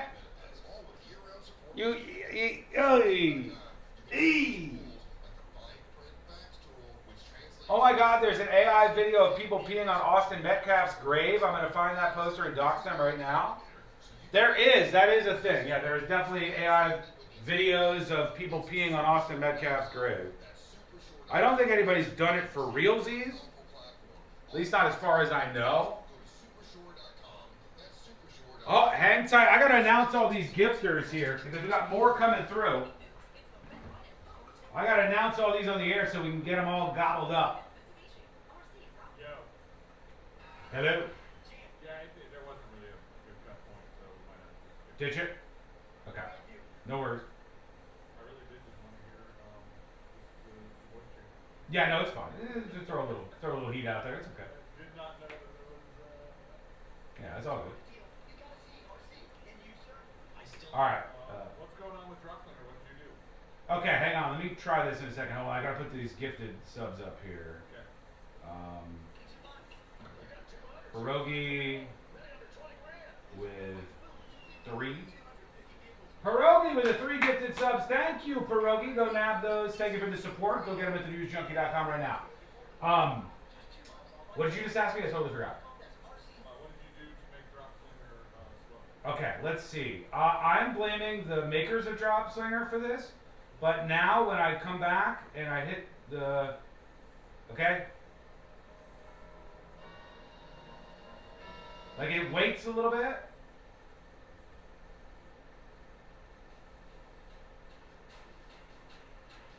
I don't know, I think it might just start a little slower. I do have a lot of tabs up because I have clips crazy today. That might be part of it. I think when you go to other tabs, and like it's putting the stuff in memory, and I think part of it is Google Chrome kind of throttles things back that you're not using. Yeah. So that might be causing it. Yeah. But it's not cutting off. That's it. Yeah. No, and the fade out is nice too. The fade out is nice and soft, and it was abrupt before. That's because it was cutting it off. Yeah. So like before, when a clip had to load like that, it would start the timer of the duration of the clip immediately, even though the clip took a second to start playing. And then when the timer was done, it would just cut it off. Yeah. Even though the clip wasn't done fading out. Well, we'll have to keep an eye on this because that's not great, but it's also like it's starting just in time, so it's like a little awkward, but it's like it's not long enough that I'm completely freaking out, you know? Right. I'll just try to hit it a little tiny bit earlier. For now. It's gonna work flawlessly when we do that. So just know that that's how tech support works. When I show up to fix something, it works swimming. Skull Mike people, this guy is not a good Coderino, all right? Suck my dick. Not a good Coderino and a filthy mouth. Filthy mouth at that. Here we go. In a better mood within months. So stop guessing. Start knowing. Learn more at Viome.com/gut. V as in Victor, IOME.com/GUT.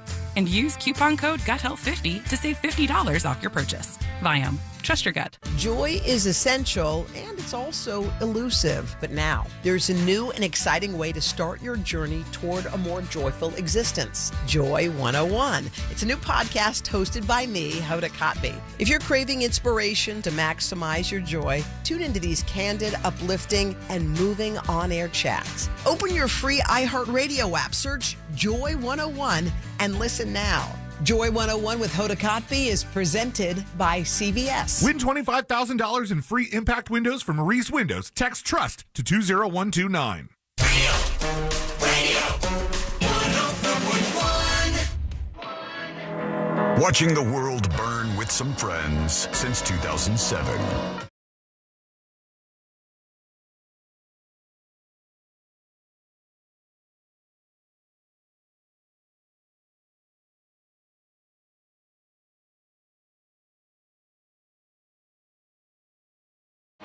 good to see you. So good to be with you. What a wild week it's been, and that's what we chronicle around here. Everything crazy happening out there on planet Earth, our very own favorite reality show. Learn more about things over at thenewsjunkie.com. One thing that has people freaking out, and I'm here to put you at ease, folks, all right? Although I do believe the Carmelo Anthony Austin Metcalf case did bring out some crazies.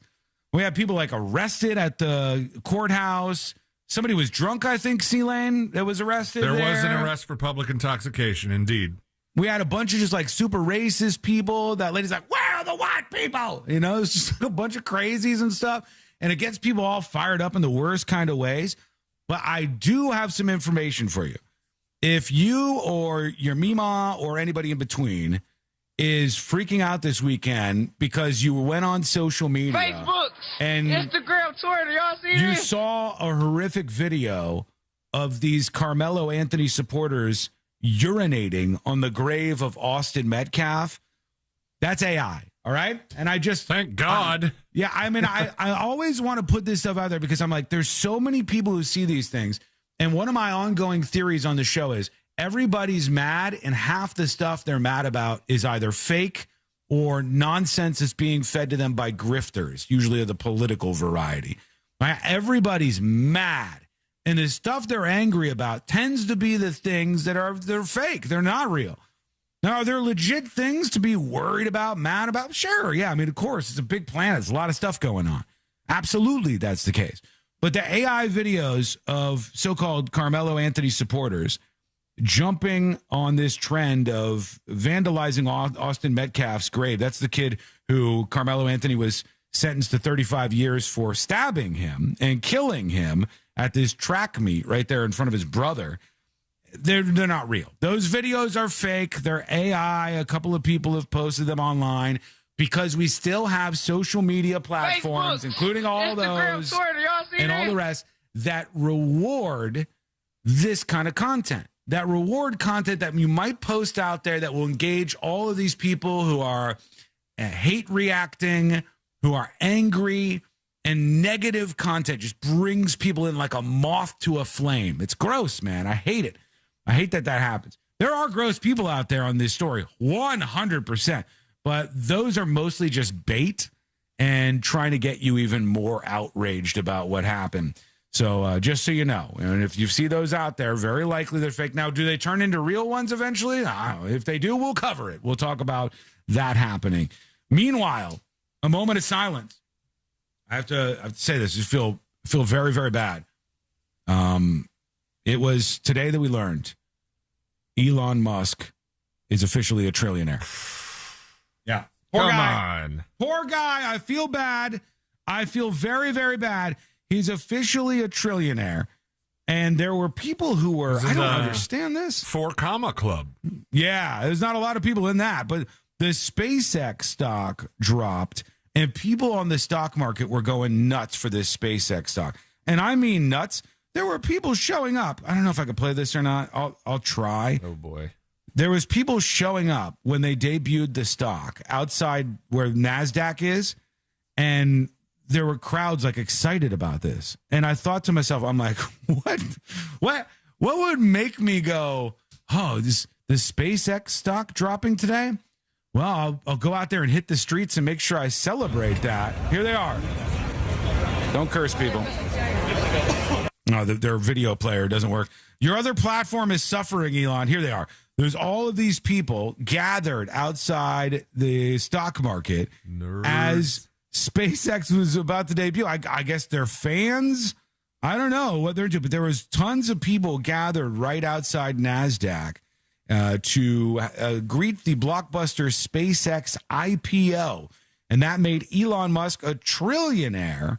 And here they are talking about this on Fox. So shares of SpaceX start trading today on the NASDAQ for the first time in what is expected to be the largest public offering of stock ever. Damn. The IPO is expected to be priced at $135 per share and aims to raise $75 billion, valuing the company at $1.77 trillion. Woo. So if all goes according to plan, CEO Elon Musk could become the world's first trillionaire.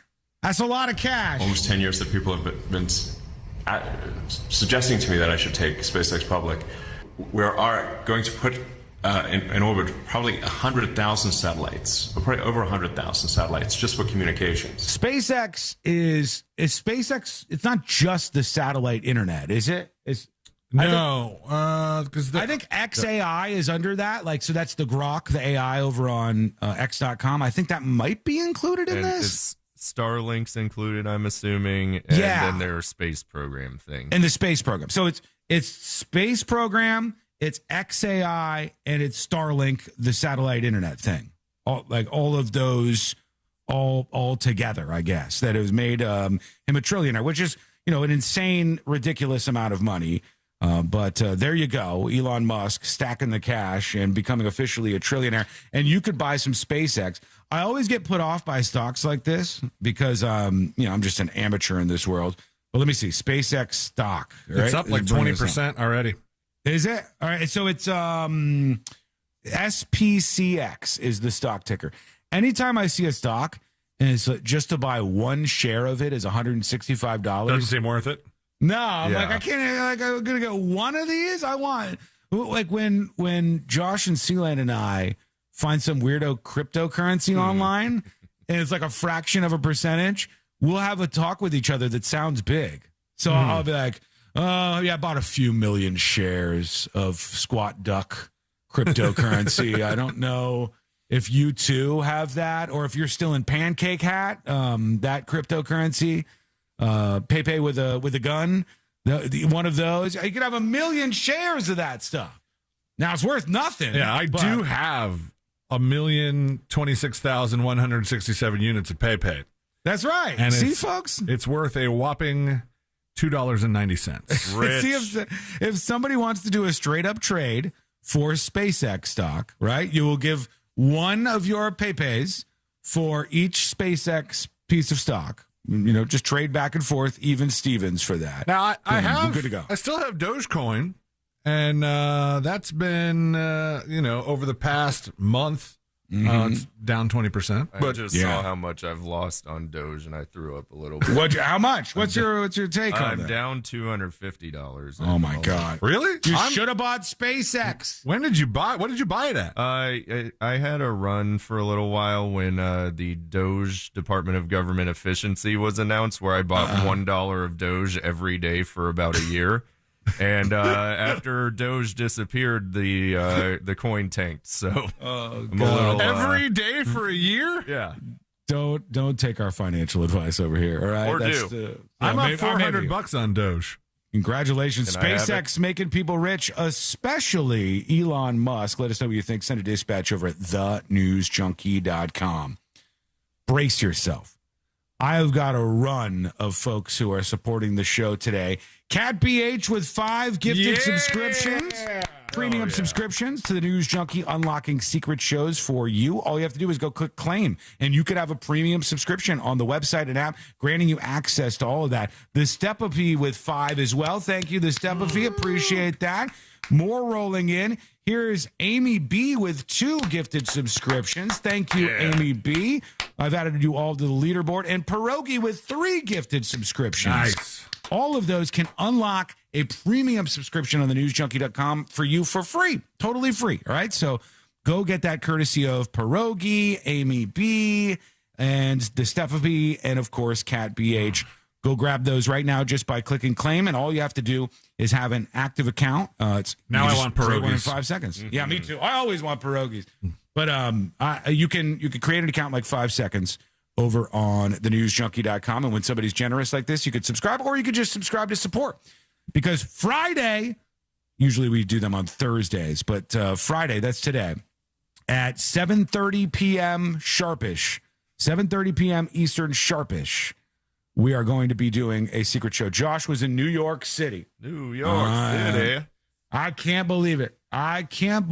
He was in New York City, so we had to move secret shows. It'll be Friday tonight at 7:30 p.m., and then I'll post it on Saturday morning on demand for everybody else who's a subscriber.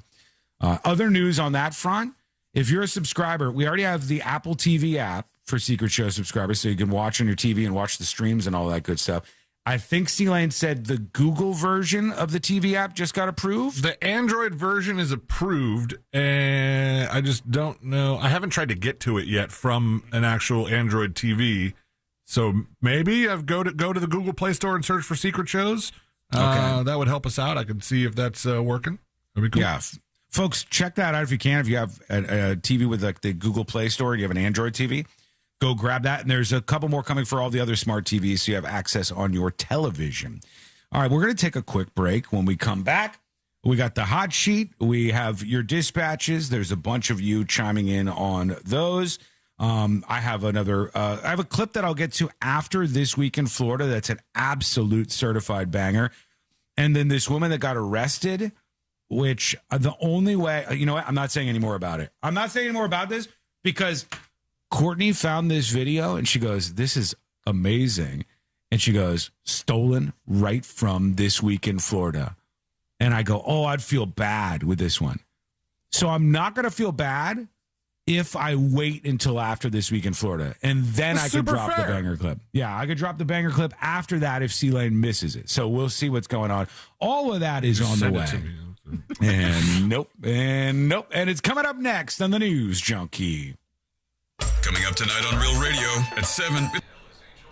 Welcome behind the scenes. Skull Mike is activated. Folks, don't forget if you're a Secret Show subscriber, you can watch the ad-free stream and the highest quality possible over on thenewsjunkie.com while you're logged in and subscribed.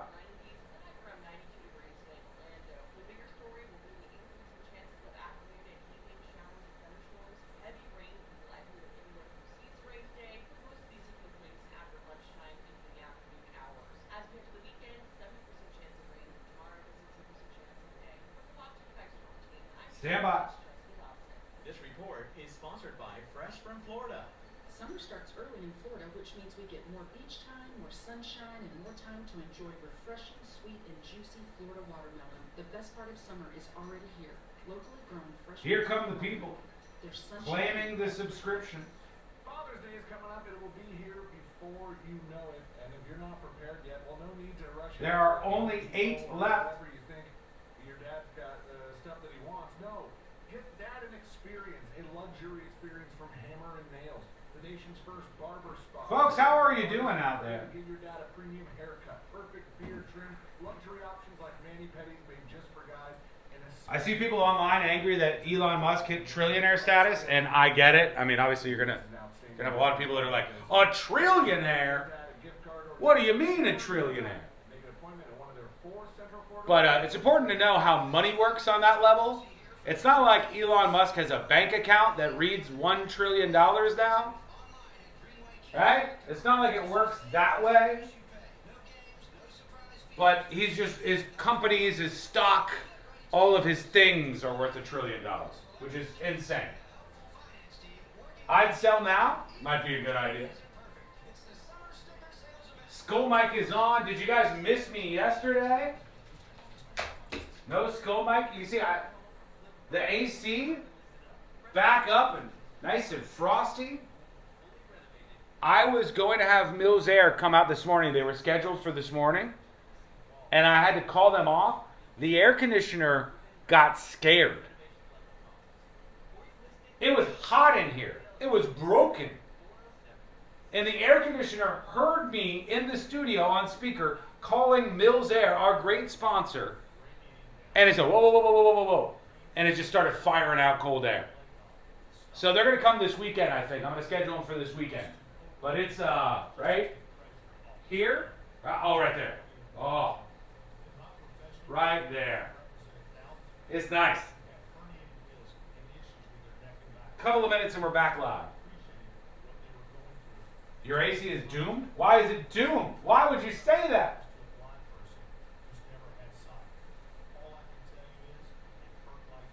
John says he has $2 trillion in assets? I don't think so. No. Because they've just announced that he is now a trillionaire. I don't think he has. He just crossed that mark. That is an absurd amount of money, though.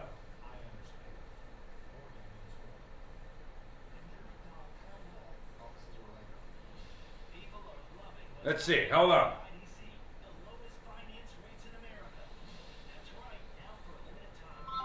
I want to get an idea of how much 1 trillion is.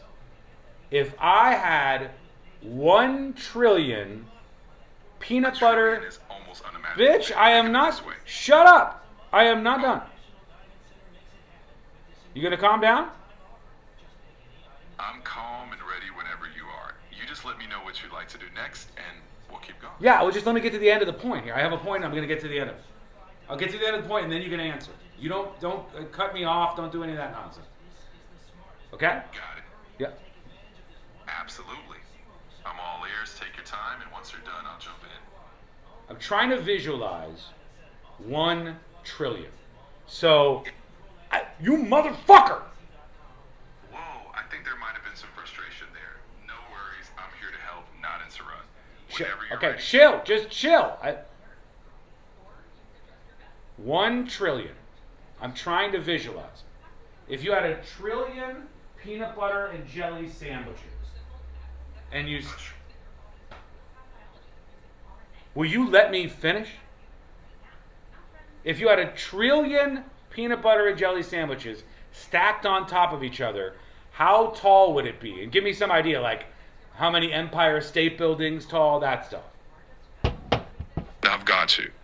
If you stacked 1 trillion peanut butter and jelly sandwiches, assuming each one is about half an inch thick, that stack would be over 7.5 million miles high. For context, that's stacking about 27 million Empire State Buildings on top of each other. It's literally reaching beyond the moon. What's another way to visualize $1 trillion like that? Well,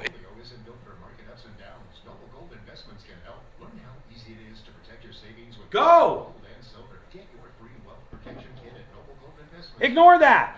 What's another way? Give me some other ways to visualize $1 trillion. No worries. Let's paint another picture. If you had $1 trillion and $100 bills, you could stack them up and reach well past the International Space Station. Or if you spent $1 million every single day, it would take you almost 3,000 years to spend it all. It's an amount that could buy entire countries' economies. Wow, thank you, pal. Appreciate it.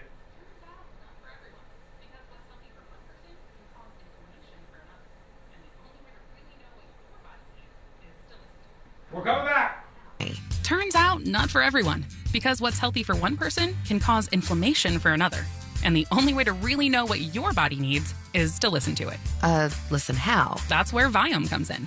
Viome is a simple, at-home gut health test that looks at your body's real-time biology using RNA to understand what's happening inside you right now. When your results come in, you'll learn exactly which foods to eat, which to avoid, and which supplements are right for you. All based on the world's largest RNA-based human biology database and thousands of clinical research studies. And many people who use Viome report more energy, better digestion, and a better mood within months. So stop guessing. Start knowing. Learn more at Viome.com/gut. V as in Victor, IOME.com/GUT. And use coupon code GUTHEALTH50 to save $50 off your purchase. Viome. Trust your gut. This portion of the News Junkie is brought to you by that mortgage guy, Don. Don't miss the boat. Compare your quote with that mortgage guy, Don.com. Real, no radio. When good things go bad, bad things make headlines. This is the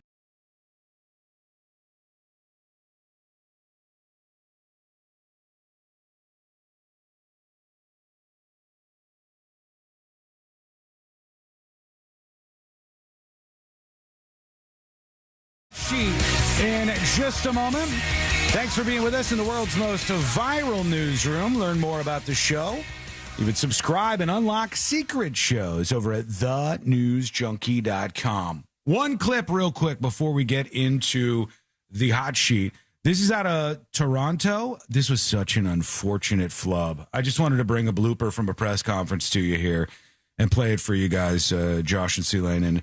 And this is a Toronto police officer had passed away, and the mayor of Toronto, who I guess knew the family, she was doing the press conference about the police officer who had died, and she flubbed.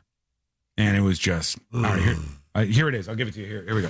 There are no words that can ease the pain of the family, the loved ones, and the colleagues across the service.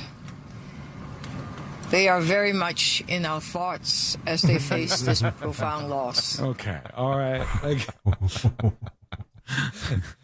There's, this is a troublesome time. Wait, she said she was friends with this guy? She said that she was friends with the family, I guess, of this police officer. Maybe, it's something he would have liked. Nobody even cracked a smile, right? Because there's sadness in the air. Pain of the family, the loved ones, and the colleagues across the service. They are very much in our thoughts as they face this profound loss. I think this guy here almost cracked. He was like right around the edges of his mouth. You heard what she said, right? That's what she said. That's the mayor of Toronto, Canada, with a bit of a blooper. Maybe if she did know the family that well, maybe that guy, the fallen officer, would have thought that was hilarious. Perhaps. I have a cousin that still loves fart jokes. Like, she's my age. And when we were going to celebrate her birthday one time, I got her a card that had a dumb fart joke on it, and my wife thought it was ridiculous. She's, "Don't get your cousin that; it's stupid." And I was like, "Your wife is right." I go, she's gonna love it. She loves stuff like that. If you have a Venn diagram of people who like fart jokes and poop jokes, and also ate a lot of glue when they were little, it's a circle. It is a perfect. Well, I circle. fed her the glue, so just. So you have to kind of deal with the fallout. All right, here we go. Let's do the hot sheet. Let's do it right now. Check the hot sheet. It's news. He was looking for the but button. not like real important news. Best investigator reporting on the planet. The top stories from the people on your screens and speakers are on the hot sheet with C-Lane. Too busy reminiscing over fart jokes. It's the hot sheet brought to you by that mortgage guy, Don, and we're going to go through the top 5 stories in the nonsense news. And this one, I felt kind of bad when I read the headline for this story because an actress has died. And I thought, when I read what she's most famous for, I thought I would have guessed that person was already dead. Oh, no. But she was pretty old. Margaret Carey, the perky actress and dancer who just died at 97. She served as the model and inspiration for the Disney animators who created Tinkerbell in the 1953 classic Peter Pan. So she was this actress. She was like 24 when Peter Pan came out. And she had already been on like a family sitcom called The Ruggles, which is from the 50s. And We're the Ruggles. There was the first TV show. It was like one of the first TV shows. It sounds fake. It sounds like something from Family Guy. Like, sit down and watch The Ruggles. See? People Previously did. on the Ruggles. They did watch The Ruggles. Last time. With a Marlboro commercial in the middle of the cartoon like they used to do. There might have been smoking on the Ruggles. This was 1949 when that show came out. One of the first TV shows to come from Hollywood instead of New York. And then she did this audition for Disney where they just had her dance around in a big soundstage and filmed her. And that's how they got the the movements and the shape of Tinkerbell, which is arguably next to Mickey Mouse one of Disney's like mascots. It's in all the beginnings of all the Disney movies. She's dead at the age of 97. Damn. The son of this guy. Where did my thing go? The son of this guy right here. Rick James is correct. Rick James's son is currently locked up in Los Angeles County Jail. His son's name is Tasman Johnson. Shut up. Tasman. I know Look you it ain't up. talking to the Tasman that way. You might Okay. be. All right, I see the Tasman here. This Hold is on. the Tasman. This is the Tasman. All right, hold on. I got to zoom out. There he is. You search Tasman James. Well, you got the picture. Tasman Johnson. TMZ has obtained jail records that show the late musician's son was arrested in April on a felony warrant and a no bail warrant. You see, they initially arrested him for possession of fentanyl, which is the new hell of a drug. His son was charged with misdemeanor possession of the controlled substance and misdemeanor drug paraphernalia, but released from custody on bond. A couple weeks later, a judge issued a bench warrant for $10,000 after the Tasman failed to appear in court. That's the guy right there. Man, don't go to court. Do you ever feel like the writers are getting a little bit lazy in 2026 for this whole fiction we all live in? Like they're like, okay, we're gonna have Rick James's son, Tasman James. He's gonna get busted for a drug, and they're like, "Well, it can't be cocaine. That was Rick James' thing." Oh, okay, fentanyl. Let's make it fentanyl. Tasman James, it's like, it just sounds so fake. It's unbelievable. On top of the drug charges, Tasman, it's Johnson, not James, facing a burglary charge from a 2019 arrest. According to some sources, he's in a program while in jail, and he's concentrating on his music career. So that's nice. Look out for music from the Tasman. All right. Okay. Good news for fans of Widow's Bay, of which I would include myself. Widow's Bay has been renewed for season 2 in Apple TV. In addition, series creator, executive producer, and showrunner Katie Dippold has signed a multi-year overall deal with the streaming service. News coming ahead of the season 1 finale, which will air or will just drop. It will drop on June 17th. The show holds a 97% critical approval rating on Rotten Tomatoes. Reviewers praising the show's delicate balancing act, which sustains both heart-pounding suspense and wry humor for impressively long stretches of time. I think it's just a fun show, man. And I love Stephen Root. And I love the main guy, Matthew Rise. Yeah. He is pretty good in that show. Another actor who weirdly, I don't know why I'm such a fan of this guy, but I love Peter Sarsgaard. He does good work. He has joined the cast of The Last of Us. And The Last of Us, they have this weird situation around the World Cup, because when the World Cup comes to town, a lot of times you just got to stop working, like if you have certain jobs. So The Last of Us is filming season 3, and they just went for about a month production break. Around FIFA World Cup, because Vancouver, where they filmed The Last of Us, is one of the host cities of the tournament. And it's such a big deal that they just have to, they can't do any location work because everything is World Cup. And it would be really, weird to have The Last of Us with World Cup stuff. I think for that show... The first season of that show I kind of liked. I thought it was kind of interesting, and then it just totally fell off for me. But I didn't even know it was coming out for the third one. We have been watching. Have you guys had on your radar at all Maximum Pleasure, I think? No, but I think trailer. I've seen it. It's coming up in my next up stuff on Apple TV, so I think we'll probably give it a try once Widow's Bay is over. We need something to fill that Wednesday slot now that... what's that stupid show is back? Love Island USA. Love Island USA. They don't have a Wednesday episode, so we need something to, fill our time there. And last but not least here, guys, sometimes it's just so hard being a celebrity. It's really hard. True. Knowing that you could just leave a simple Instagram comment, and then people are calling you up, texting you, "What did you do? What happened there? You're throwing shade." And that's what happened to Selena Gomez. She said, "Listen, guys, Taylor Swift and some friends were at the Knicks game, and I left a little comment. She left a comment that just said LOL in some pictures of Taylor Swift and her friends at the Knicks game, and people went nuts thinking, oh my gosh, Selena Gomez is hating. She's hating. On the LOL must mean she's throwing all kinds of shade." She said, "Listen, we bet on the game. These are my friends. I was just saying that one of the pictures was funny." And so that was the big Instagram drama, guys. There you go. All right. Okay. Hey, wow. It's the weekend. That was the one, baby. LOL. It's the weekend, and he gave up before it. That's what we're learning right now. It's like my OK text from last weekend. I still have no idea what that was about. Hey, let's check out what's new on streaming. There is a this is the wrong thing. Oh, okay, great. Son of yes, a I told bitch. you. He's I did give here. up. I printed yesterday's thing. Unreal. All right. Well, on streaming, you can watch Michael, because if you want to pay for it, or if you do the thing where you don't pay for it, you can still watch Michael. And then there was a season 5 of some chick show on Netflix.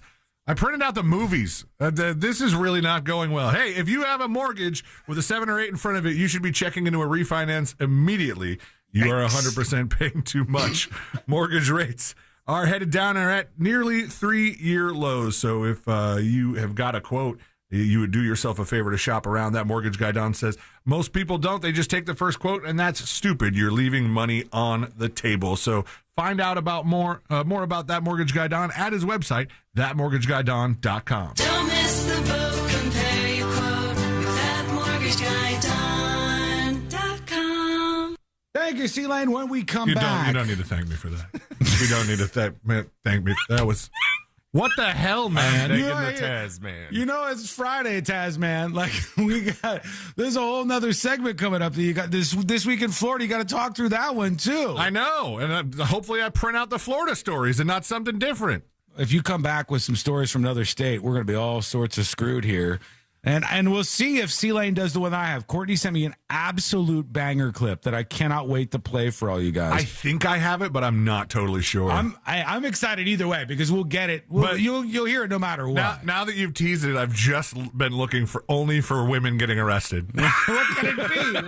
We'll see. We'll see. But put your bets down and see if C-Lane gets the steal on the story that I have, or if I play the clip afterwards. Place your bets right now. Will C-Lane play the story or not? We'll see what happens. After the hot sheet, next. I would bet on not. I would bet against me. We'll see. That's coming up next on the News Junkie. Win a big green egg. Courtesy of Tools Ace Hardware with Search Your Ace Off on The Jim Colbert Show. Details at realradio.fm/ace. From the Clausman Law Traffic Center, car crash, call Clausman Law. ClausmanLaw.com.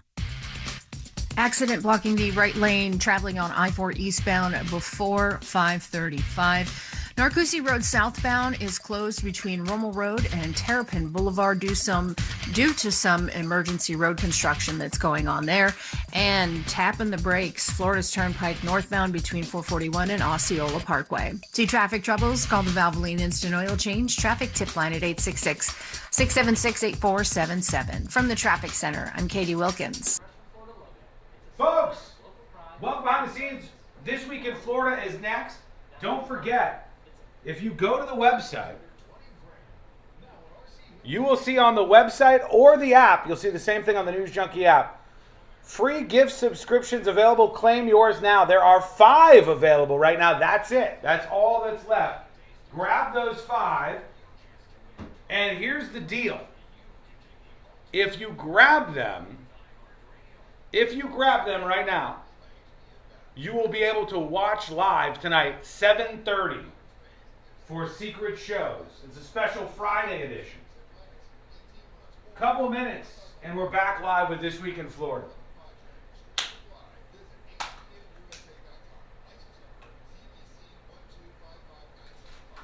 What?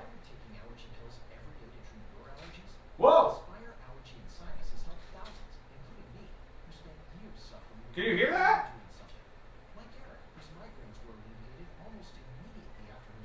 Relax, man. I didn't even sick Mills Air on you yet.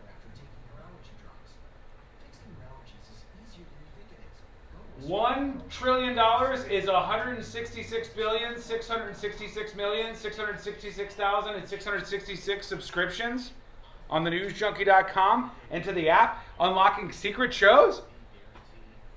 Get out of here. That's wild.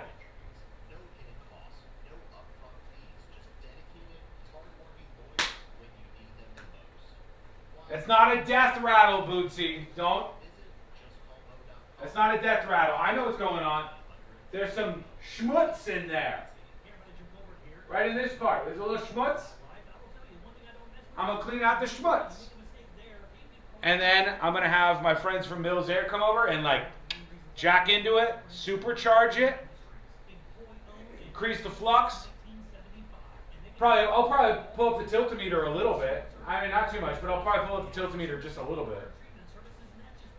And it'll be so frosty in here, it might snow.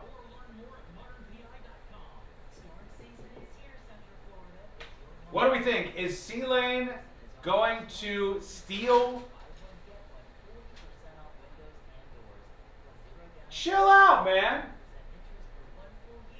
Is C-Lane going to steal the clip that I have ready to go, or will I be able to debut it right after he swings and misses. Will C-Lane steal the clip? Yes or no? Get your bets in right now.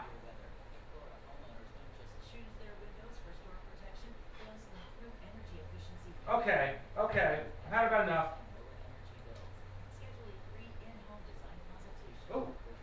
Oh, it's cold though. Thank you, Ivan, for the subscription. Ivan, thank you. It's breaking from all the hot air Sean's spewing? That's not it. And you know that's not it. Don't be preposterous.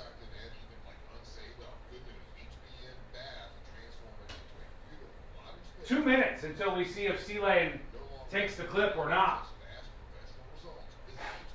Oh my God. Jesus. Hang on. Stand by. We've got a bit of an emergency here.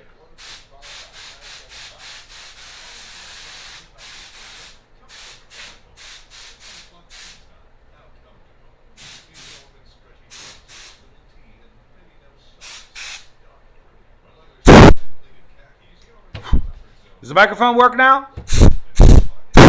Oh, God. Oh, I froze it. I froze the microphone. Did I break it?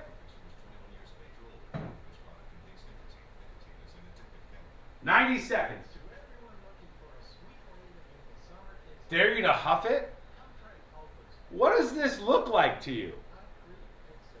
I'm a professional in my professional studio doing a professional syndicated radio program, heard on fine stations all over and broadcast on YouTube, Twitch, and for you folks, a gathering massive audience actually of you folks ad-free who are watching on thenewsjunkie.com.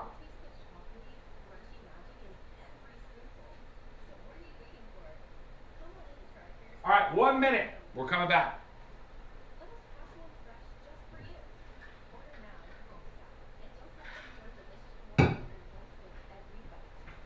Here we go.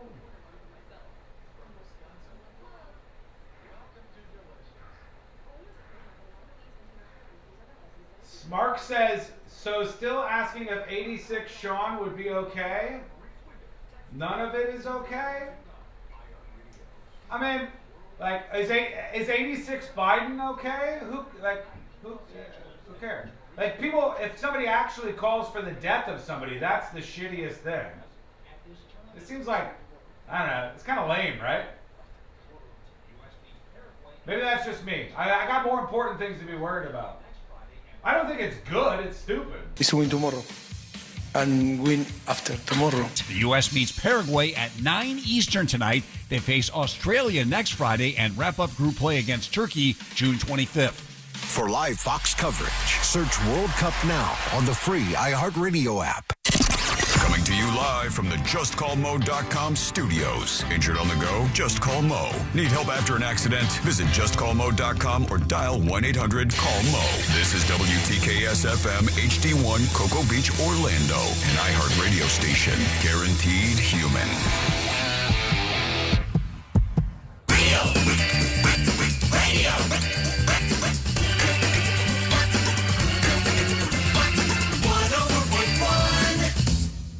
High diving, face first into the world's most viral newsroom. This is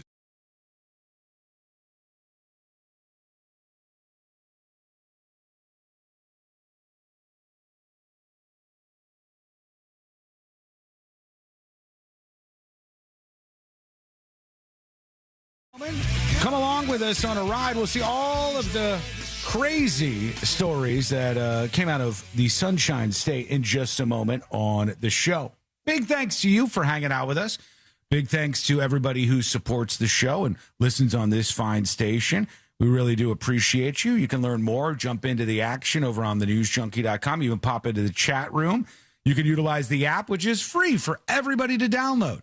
The subscribers get more access, but it's free for everybody to download, and go check that out. I would encourage you to over at thenewsjunkie.com.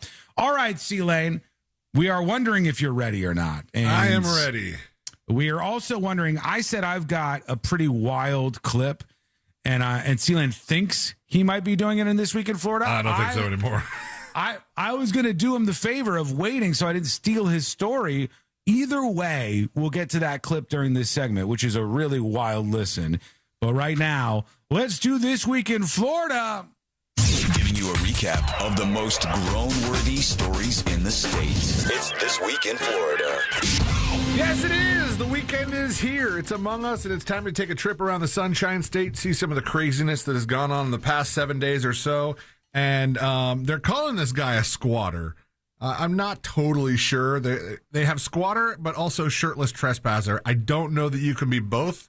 Mm-hmm. But I mean, if you're squatting, I guess you could be shirtless in your own place that you've squatted in. So we'll see. But I think this is going to piss people off because if you've ever had to deal with a squatter, it's historically very difficult. Oh, it's annoying, man. Have you seen that there's that new series on Hulu where they highlight people going through these squatter situations? It's infuriating. I haven't watched it. We tried the frogging one a couple years ago and had to turn it off because it just creeped us out too much. By us, I mean my wife. By the way, frogging is when people hide in other people's houses and like secretly live in people's homes. So that's why. I still like at my house now. I'm like, somebody frogging up there? Mm-hmm. And every once in a while, I'll hear like a noise and be like, it's a damn frogger. The answer is yes. Josh has been frogging in your house for years. Dude, come hang out, man. I don't have a pool at my home, so the worst part about it is you could just come out and hang out with me, but apparently you hate me so much you just want to frog. I don't want you to be burdened with my presence. All right. Well, a squatter was arrested at a Palm Beach estate. So apparently the rich people can get their squatters taken care of quite swiftly. Officers with the Palm Beach Police Department say they arrested 26-year-old Kellen White after police discovered him inside an over $20 million mansion, a tech mogul's mansion. And I'll tell you what, this kind of money is what you get when you are the inventor of something that Josh has probably multiple in front of him. I have 1, 2, 3, 4 in front of me. Ooh. Sean, I don't think you have any, but there's probably one on Megadesk. All right. The inventor of the mouse? The optical computer mouse. Okay, that's the only thing I could see on Megadesk that I don't have in front of me around here somewhere. The $20 million mansion was owned by the co-inventor of the optical computer mouse, the one that got rid of that little ball that people used to steal from the computer labs in middle school. Officers arrived to canvass the estate. They caught White red-handed as he walked out through a sliding glass door on the south side. And I think, he initially claimed he had purchased the entire estate the previous afternoon for cash, and even said he had the keys in his pocket. Bought the whole thing cash, you see? It's mine. When officers tested the keys and realized they didn't work on any of the exterior doors, White changed his tune, claiming the federal government had purchased the home for him and that Trump and other government officials personally told him he could enter through the unlocked sliding glass door. This guy's got permission. He's good to go. Yeah. A walkthrough of the mansion revealed that White had completely moved into the tech inventor's home in the master suite. Police discovered an unmade bed, White's backpack with clothing scattered on the floor, and his wallet complete with his U.S. Air Force ID resting on the nightstand. Ooh. The uninvited guest did not get to finish his luxury vacation. He was booked on charges of burglary of an unoccupied dwelling and petty theft. So did he just not get any mail there and that didn't give him the squatter's rights? Maybe. It's so confusing. When you watch the Squatter Show, the first one, C-Lane, the first episode of this, Josh, have you seen it at all? Or no. The first episode, this poor woman, their mother dies in the house that they were all raised up in New York. And then some guy, not only does he take over the house, but he starts renting it out to other people. And then the news media and the cops show up there and he's like, she's in my house. Get this bitch out of here. This is my house. I've lived here my whole life. And they're like, we have no idea who this guy is. He broke into our house. He put a new front door, a whole new front door with a front door lock on the house. That's how you have the correct keys. And he's screaming at her. He's like, bitch, get out of here. You leave. This is our house. And I go, I don't want to be violent with anybody, but I think I might kill somebody over that. Mm-hmm. I think if somebody tried to kick me out of my own house and then try to gaslight me into thinking I was the one who was doing the wrong thing, I might kill him. Yeah. I might. Over in Ocala, Marion County and state officials on Thursday announced the arrest of more than 50 people, 58 in fact, in what is being called the largest child predator sting in the county's history. and they always have a fun name for these. But this one I thought missed the mark a little bit. They called it Operation Bad Habits. And it's like, are we saying that being a child predator is a bad habit? Like smoking is a bad habit, you know, that you can quit and still and avoid jail time. But this seems, I don't know, it just seemed like kind of a weak name for it. But they got 58 people, largest bust in Marion County history. So congratulations to them. Good news for a family that believed their dog was dead. They found the dog alive. The dog was attacked by an alligator, but Big Dog Ranch Rescue announced that the dog, whose name is Omelet. All right, Omelet the dog. I kind of like that, actually. Was spotted running across a road and was taken into safety Wednesday night. The rescue happened in Loxahatchee, and they got a call. Omelet had escaped through the new owner's fence. The officials had believed the dog had died after an apparent alligator attack. Big Dog Rescue explained Omelet and the deceased dog have similar coloring, so that's why they thought they had lost sweet Omelet. But good news. Tesla drivers, just a quick note. I know that the car is driving itself and you have a lot of free time, but don't do what this guy did. Rogerio Miranda de Souza, a 50-year-old Pinecrest man, was arrested last month for the second time for allegedly exposing himself to a woman while driving in South Miami. That he just likes to ride in his Tesla and show his wiener to people. The arrest following an incident that happened back on May 15th when the alleged victim said she was followed by a gray Tesla after leaving a gym in Brickell. Edie Brickell, to be specific. The woman said she saw the driver, later identified as De Souza, Brickell, and had exposed himself and was engaged in the lewd act while looking directly at her while stopped at an intersection in South Miami. It is creepy. It's a bad habit if I ever That's a bad habit. Yeah, if you're going to do it, just do it shamefully. Don't do it at all, but if you are going to do it and you're going to risk getting arrested, which you should be, just do it shamefully, look away, don't make any eye contact, because that's way weird. Speaking of no shame, I think they caught this guy. A North Fort Myers woman got quite the surprise last month when her lawn gnome suddenly went missing, and deputies say the culprit made a memorable getaway. Footage from a Ring doorbell camera shows a man pulling up on a distinctive tricycle, getting off, casually walking to the yard. He then picked up multiple lawn gnomes before riding away in the tricycle. Detectives quickly got to work to identify the suspect using both the video and other investigative leads. Hot leads on the tricycle gnome theft. Their search eventually led them to a homeless camp in North Fort Myers, where they arrested the guy. This one has a great Grady Judd clip attached to it. Let me pull this up so that we have it here. Well, that's not the clip that I thought you were going to use. You still haven't stolen the one from me, the banger Florida clip that I have. So maybe it's in. I got a couple more here. All right, okay. A man was caught holding his genitals while watering his lawn in front of teenage girls. He was identified as 79-year-old Gary Golter of Sunnywood Circle. And Polk County Sheriff Grady Judd had this to say. This is Gary Golter. It was sunny, and he was watering his grass with a hose in his right hand. And he had his crank in his left hand. I don't even know how to say this, but he was doing this in front of 16 and 13-year-old girls, and we don't like it. So we arrested him. Online jail records show Golter was charged with vulgar, indecent public nudity and lewd and lascivious exhibition.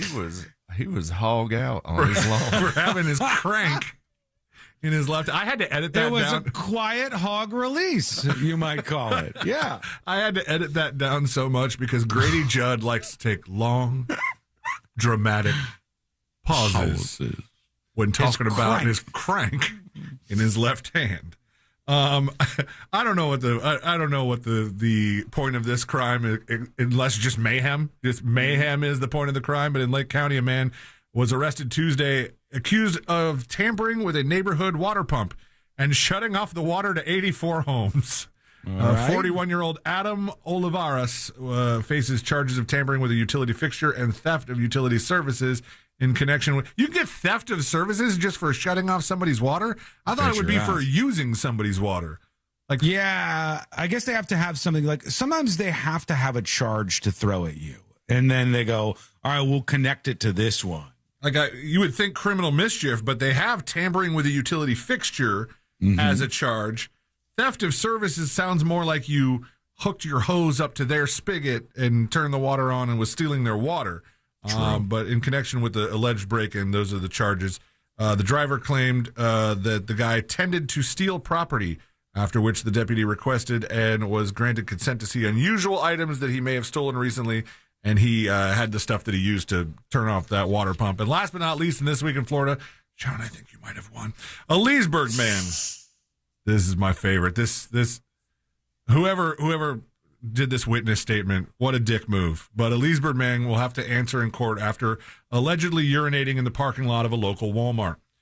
Regis Akutula of Leesburg has a charge of indecent exposure following the incident, which happened right in the middle of the day, 2:30 p.m.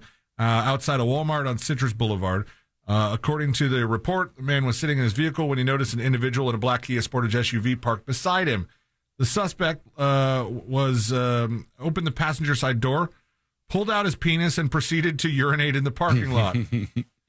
The witness also explicitly noted to the police the man had a small, hairy penis. Do they give the mugshot next to this guy? Like, name him and shame him. All right, let's put this guy out there. Police traced the Kia's license plate to a Leesburg address, leading to the Pittsburgh native's arrest. He was issued a notice to appear for charge of exposure of sexual organs. Those sexual organs being, of course, it's on record, his small, hairy penis. That's it for This Week in Florida. Well, folks, he did not play the clip that you have a minute that I was talking about. I have time to work this in? All right, have a minute. I'm going to do it. This is the story that I thought Sealand was going to have for This Week in Florida about a 33-year-old Florida woman whose name is Aisha Field, I believe. Aisha Field. And she's facing charges following an erratic public disturbance. This began at a gas station where authorities were called to handle reports of a woman shouting at patrons and behaving unpredictably, which I've heard that said about Josh, too. Yeah, for sure. She stripped down to her undergarments, and she was screaming at residents. Here was her interaction with the police. Here's the body cam footage. She's in her underwear and like a little tank top thing. Smashing her head against the window of the cop car. Oh. The cop opened the door, and she fumbles right out of the cop car. Right? It's like he did this on purpose. Yeah.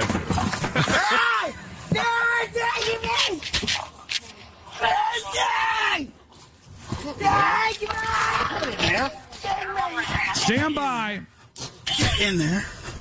She spit on him. In my face. Side of my door, spit hood.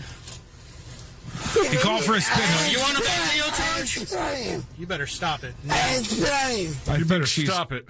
I think she's pretty drunk. I'm coming to the end of this here. That's sad. You spit on me. I've always been nice to you. I didn't spit on you. Absolutely did. No, I didn't.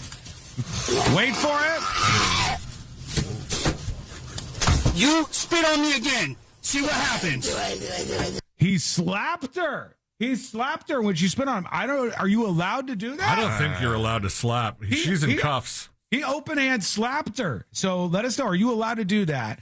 Let us know. Send a dispatch over at thenewsjunkie.com right now.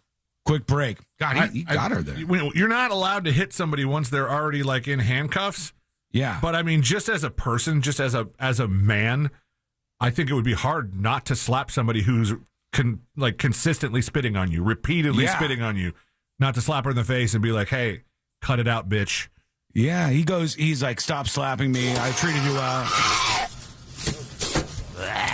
You spit on me again. See what happens. Absolutely not. She's like a demon lady, man. Do it. There is no Dana. There is only Zool. Jesus Christ. All right, there you go. A quick break. When we come back, we'll wander away from Florida and into a really amazing moment captured on camera in Kansas. I want to share this with you because I think you're going to love it. And also, we have so many things to get into. Phil Mickelson with some charges against him about that. something he did. Did you see the whole rundown of what they say this guy did? I just saw the headline and I was like, man, golfers. What are you doing, man? What are you doing? We'll talk about what he's accused of and what went down that led to him being booted. Phil Mickelson, one of the most famous golfers in the world, booted from a golf club forever. That's coming up next on the News Junkie. Real Radio is on Facebook at Real Radio 1041. Sponsored by the law offices of Anajar and Levine Accident Attorneys. Call the law offices of Anajar and Levine at 1-800-747-FREE. Hey, school mic activated. Commercials?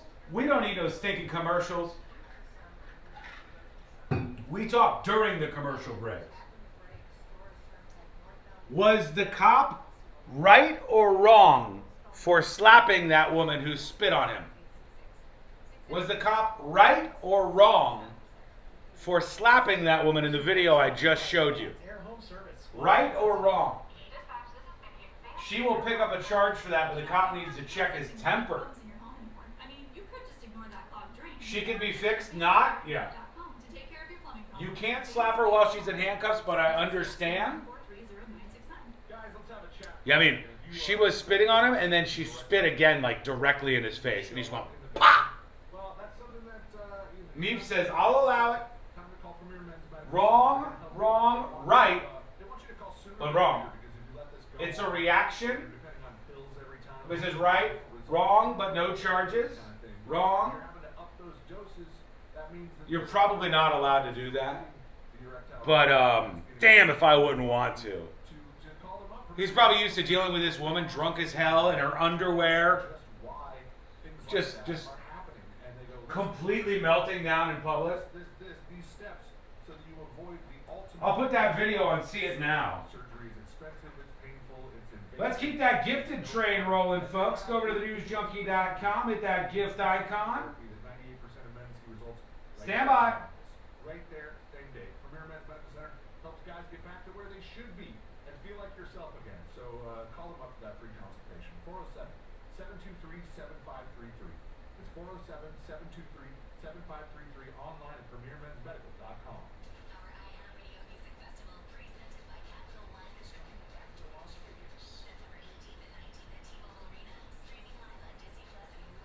Stand by, putting this up on See It Now.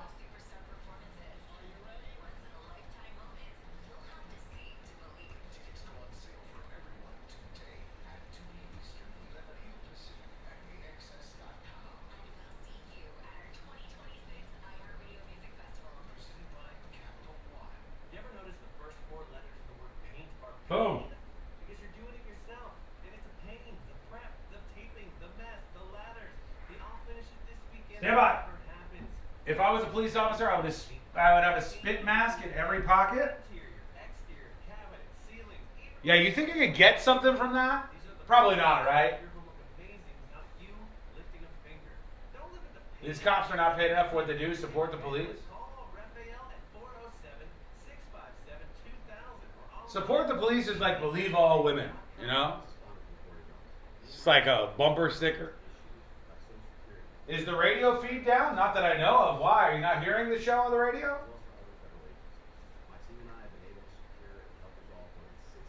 Right and wrong at the same time?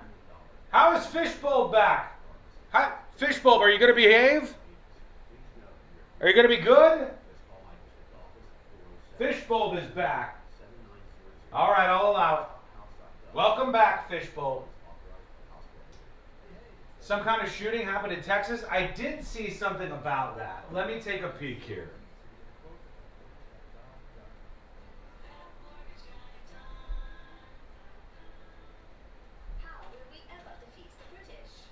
Shooter is confirmed dead.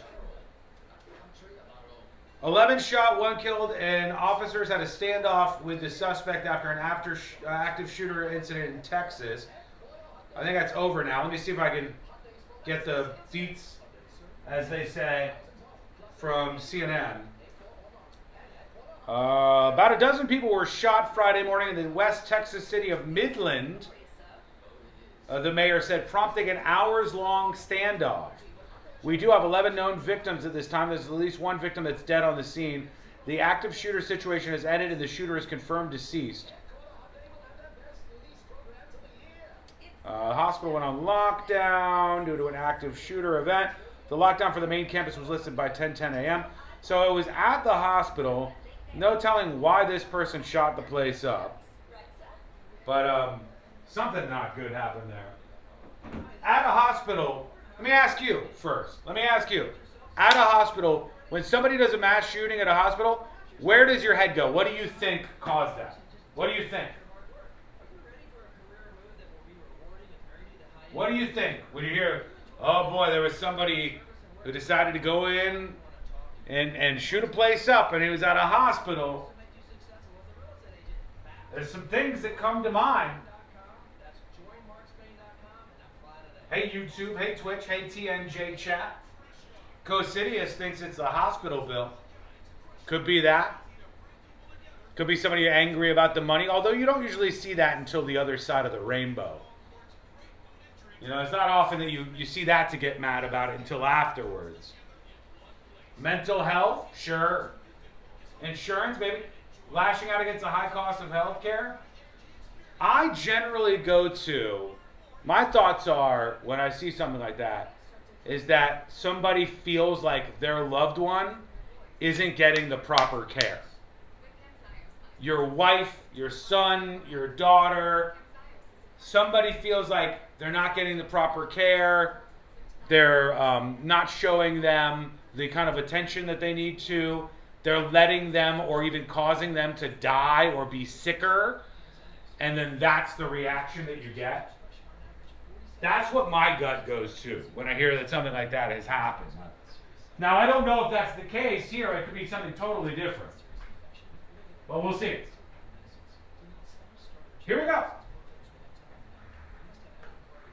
Including heart failure that can lead to death, a risk that's increased with serious infection, irregular heartbeat, or with certain other medicines. Do not stop, start, or change medicines or dose without telling your doctor. You must have echocardiograms before and during treatment. Seek help for new or worsening heart failure symptoms. Camzyos is only available through a restricted program. Before taking, tell your doctor about all your medical conditions and current or planned pregnancy, as Camzyos may harm your unborn baby.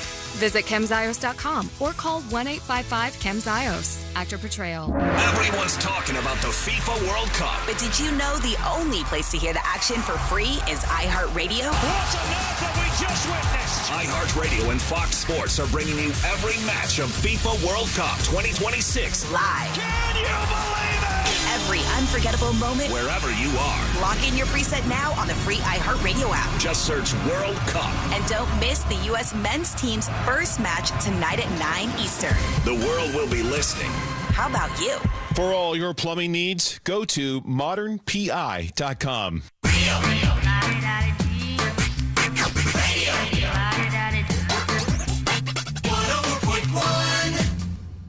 Because the newspapers don't come with cliff notes or potentially offensive accents.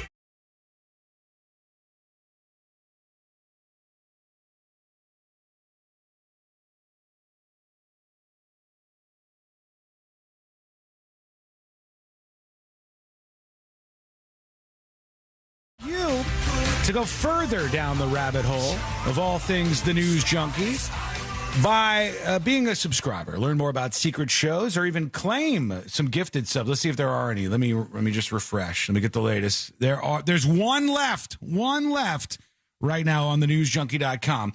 And if you have that, you can watch secret shows live when it is live, and you can also watch on demand, of course, when the uncensored episodes come out.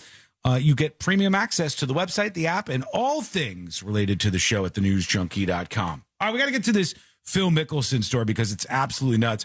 Most people on chat seem to believe that absolutely insane woman who was arrested by the police, she was in her underwear, she had stripped down, she was screaming and behaving, I think they said unpredictably was the word that they used.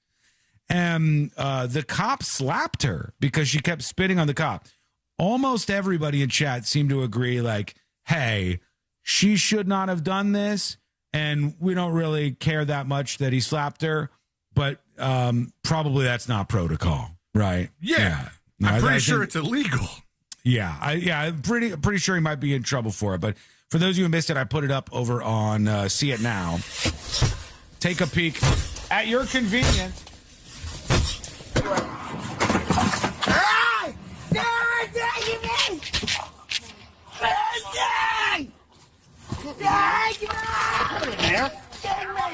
Get in there. Get in there. She's spitting on him already. Get side of my door, spit hood. You want a video charge? You better stop it.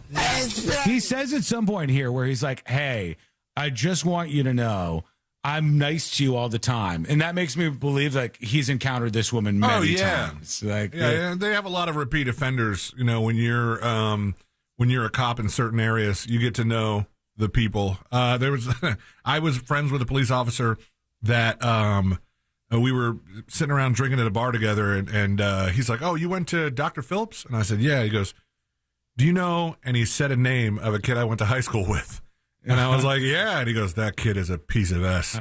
I was like, I've arrested him multiple times. I'm like, "Yep, you get to know these people," and not to be obvious, but when you're cuffed and you're literally falling out of a police car. Mm-hmm. Where are you taking me? Seems like a really ridiculous question. Yeah. Well, I think it's clear where you're going. That's sad. You spit on me. I've always been nice to you. I didn't spit on you. Absolutely did. No, I didn't. You spit on me again. Slapped her in the face. So I don't know if he'll get in trouble. BDMX Con says it's still conduct unbecoming of an officer. You can see it over on the See It Now section of the newsjunkie.com.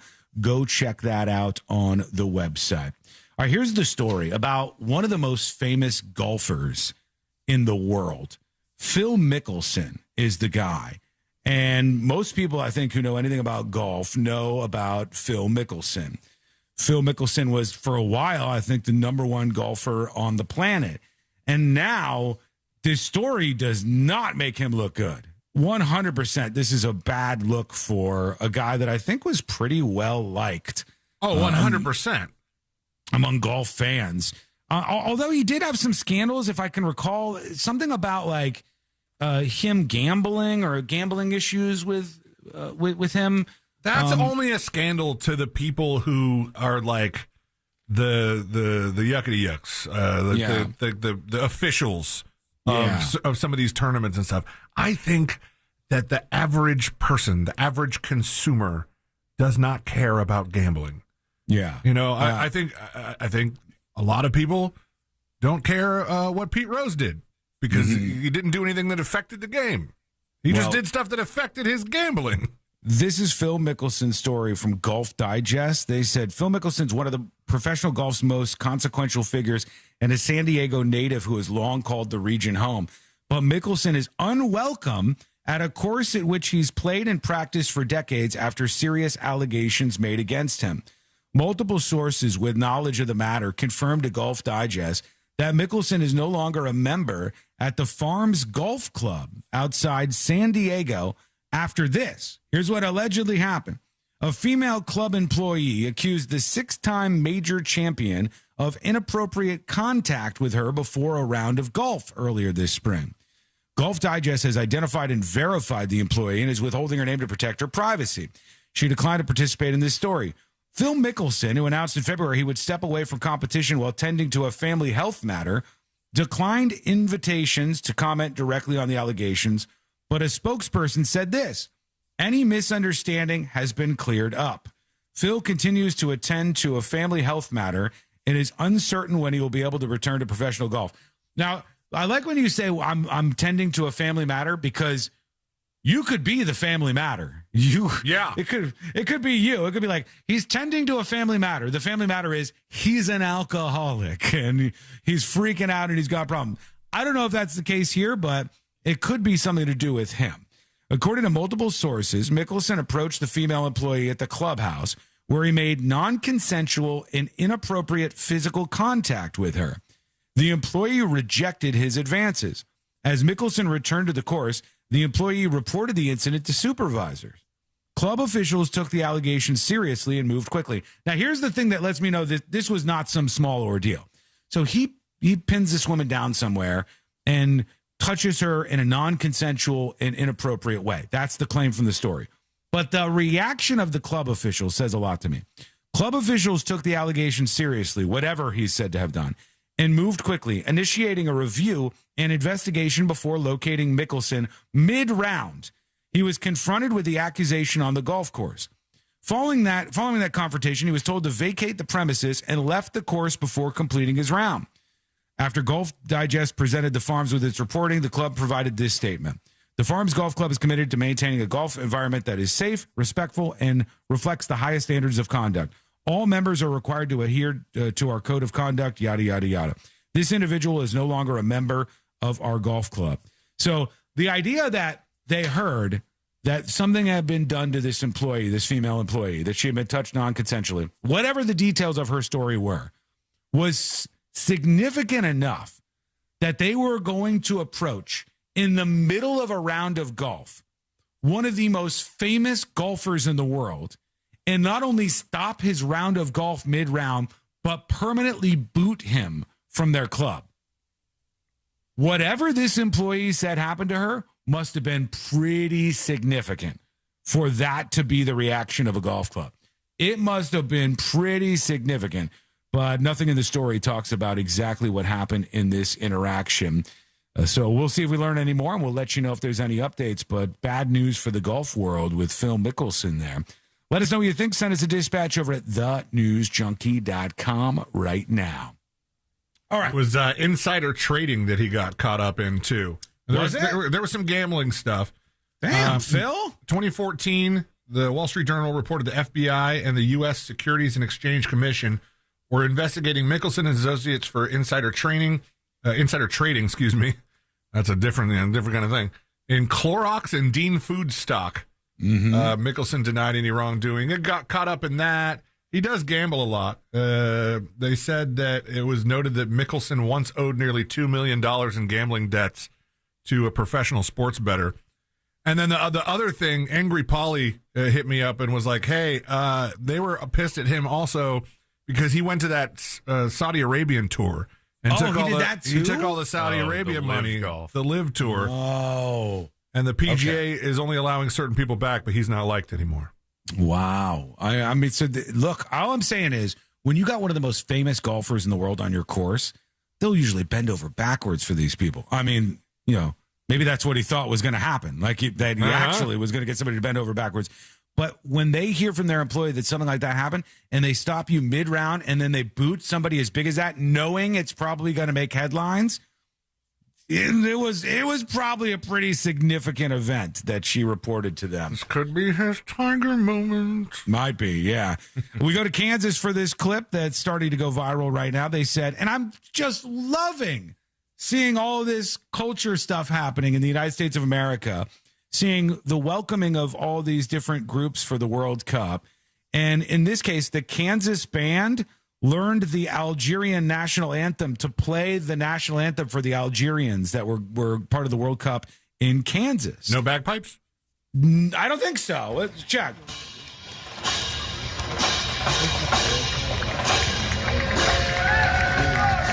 All the people out there, the supporters, were like, holy cow, they learned the national anthem.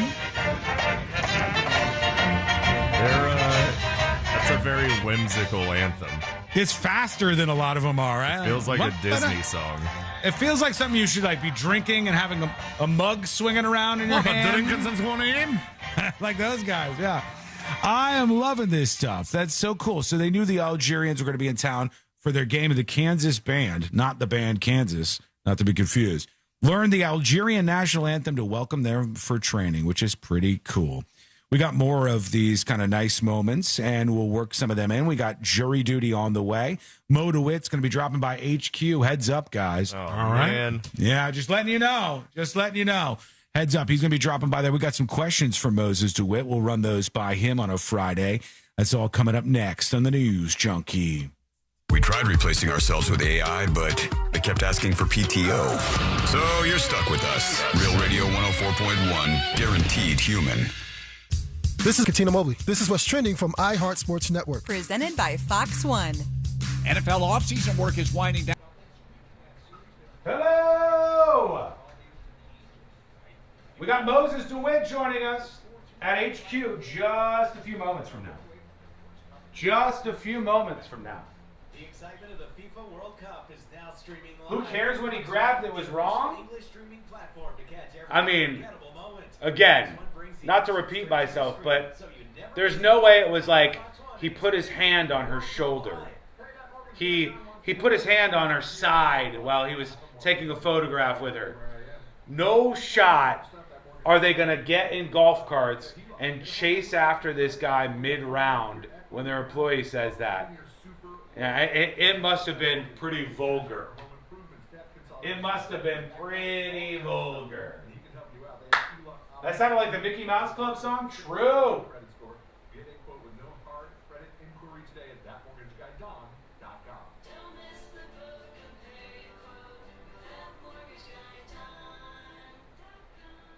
Hey, Russ Rollins here. Let me tell you something. When you sign your insurance policy, sometimes some brokers, that's the finish line. They shake your hand, commission done, and then you may not hear from them again until like the renewal time. Welcome, TNJ. Welcome, YouTube. Welcome, Twitch. Can't wait to go home and order pizza and watch House of the Dragon. Is that any good? I'm not caught up on House of the Dragon. I think we might have watched one of the episodes, maybe the first episode. We watched all of Game of Thrones, which I liked, but the pacing was boring for me, but I liked it. But we never got into it. Is it worth it to catch up with all that? He must have been touching her or being disrespectful.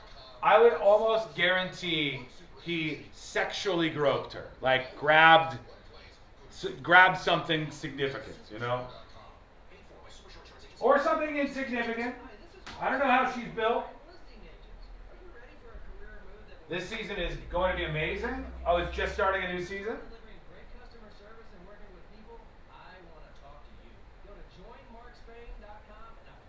He probably had a chubby while trying to hug her.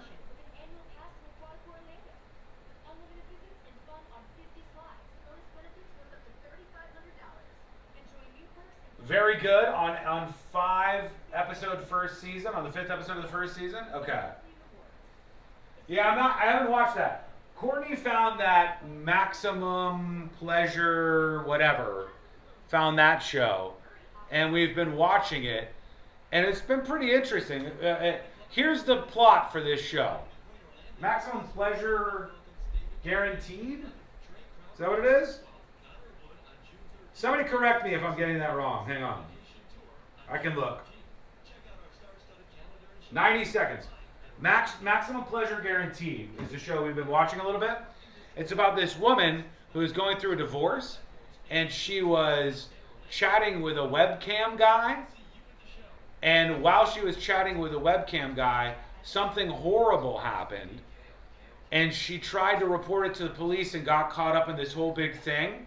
But there's a level of like shame and embarrassment because she's a woman who was like interacting with like a male OnlyFans style model or a male cam guy. And it's very interesting. It's been pretty good so far. It's like a lot of twists and turns and stuff. It's not the greatest, but you know, it's pretty entertaining. All right, here we go. We're coming back right now. Mo is going to be joining us in just a moment. Feel kind of bad. Benefit from, all based on the world's largest gut health databases and thousands of clinical research studies. Many people who use Viome report better digestion, more energy, and an improved mood within months. So stop guessing. Start knowing. And maybe still eat the kale? Maybe. Learn more at Viome.com/know. V as in Victor, IOME.com/KNOW. And use coupon code VIOME50 to save $50 off your purchase. And eat everything blue. No, thank you. Summer means a whole lot of extra miles. Last place you want your engine to give out is halfway to nowhere. That's why every oil change at Valvoline Instant Oil Change includes an 18-point maintenance check. Valvoline Instant Oil Change. Change wisely. This earful of real radio is brought to you by JustCallMo.com. Injured on the go? JustCallMo.com. Real Radio is on Instagram at Real Radio 1041. Sponsored by the law offices of Anajar and Levine Accident Attorneys. Call the law offices of Anajar and Levine at 1-800-747-FREE. That's 1-800-747-3733.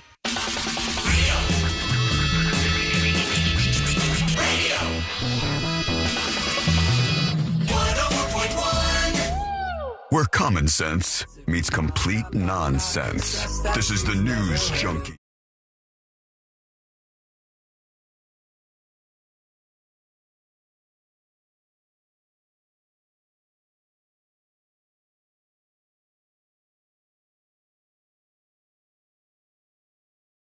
Our friend Mo DeWitt of the DeWitt Law Firm going to be joining us.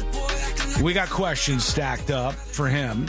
And then at, let's say, at the top of the hour, we'll talk to you for a bit. I got something I want to run by everybody, and we'll see how you take it. But yeah, something I just wanted to say at the beginning of the power hour, which I will do in just a bit, maybe 15, 20 minutes or so on the show.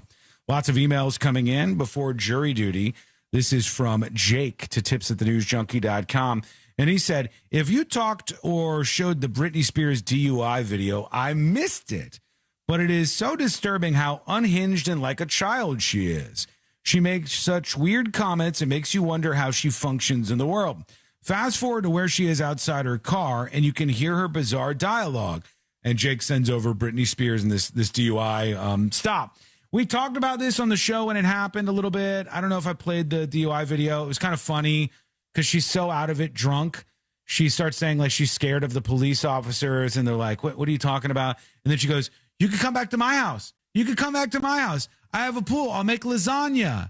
And the cops are like, no, we're not going back to your house, Britney Spears. Do you think Britney Spears is any good at making lasagna? I don't know. I'd be willing to find out if I was a cop, though. I'd be like, all right, we're going a different way with this story. But she said, I'll make you lasagna. I don't know if they curse, though. So it's long as hell. It's like a 57-minute video. Everybody's seen this at this point. We talked about it on the show. Now, I don't care to talk about the Britney Spears stuff that much for a million different reasons. One is there's just not that much to say anymore. Like, my overall point on this that stands, I think, is there should be like a reckoning for all the people that were the most hardcore Free Britney people. They literally were the perfect example of suicidal empathy, where you see people who think they're doing the right thing and they're just angry and they're obsessed with it. And they go, we got to do something about this. And of course, they don't really know anything about what's going on. Yeah, but they've heard the stories. She's a prisoner. She's in this situation where she can't control her own life. And she's an adult. What's going on here?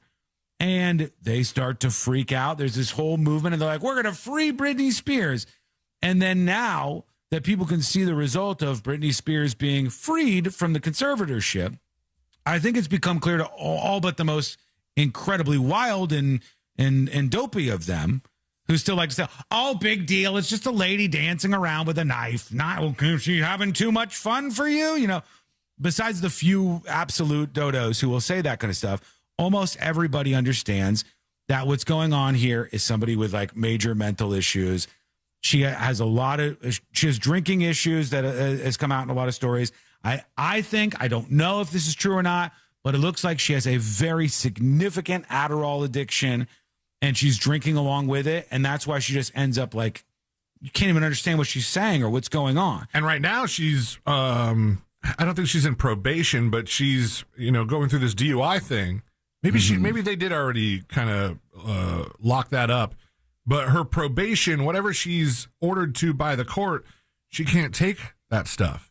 Yeah. She can't take prescriptions that she hasn't been given by a doctor, so she can't be going to Mexico to get Adderall anymore, and things are going to unravel even more.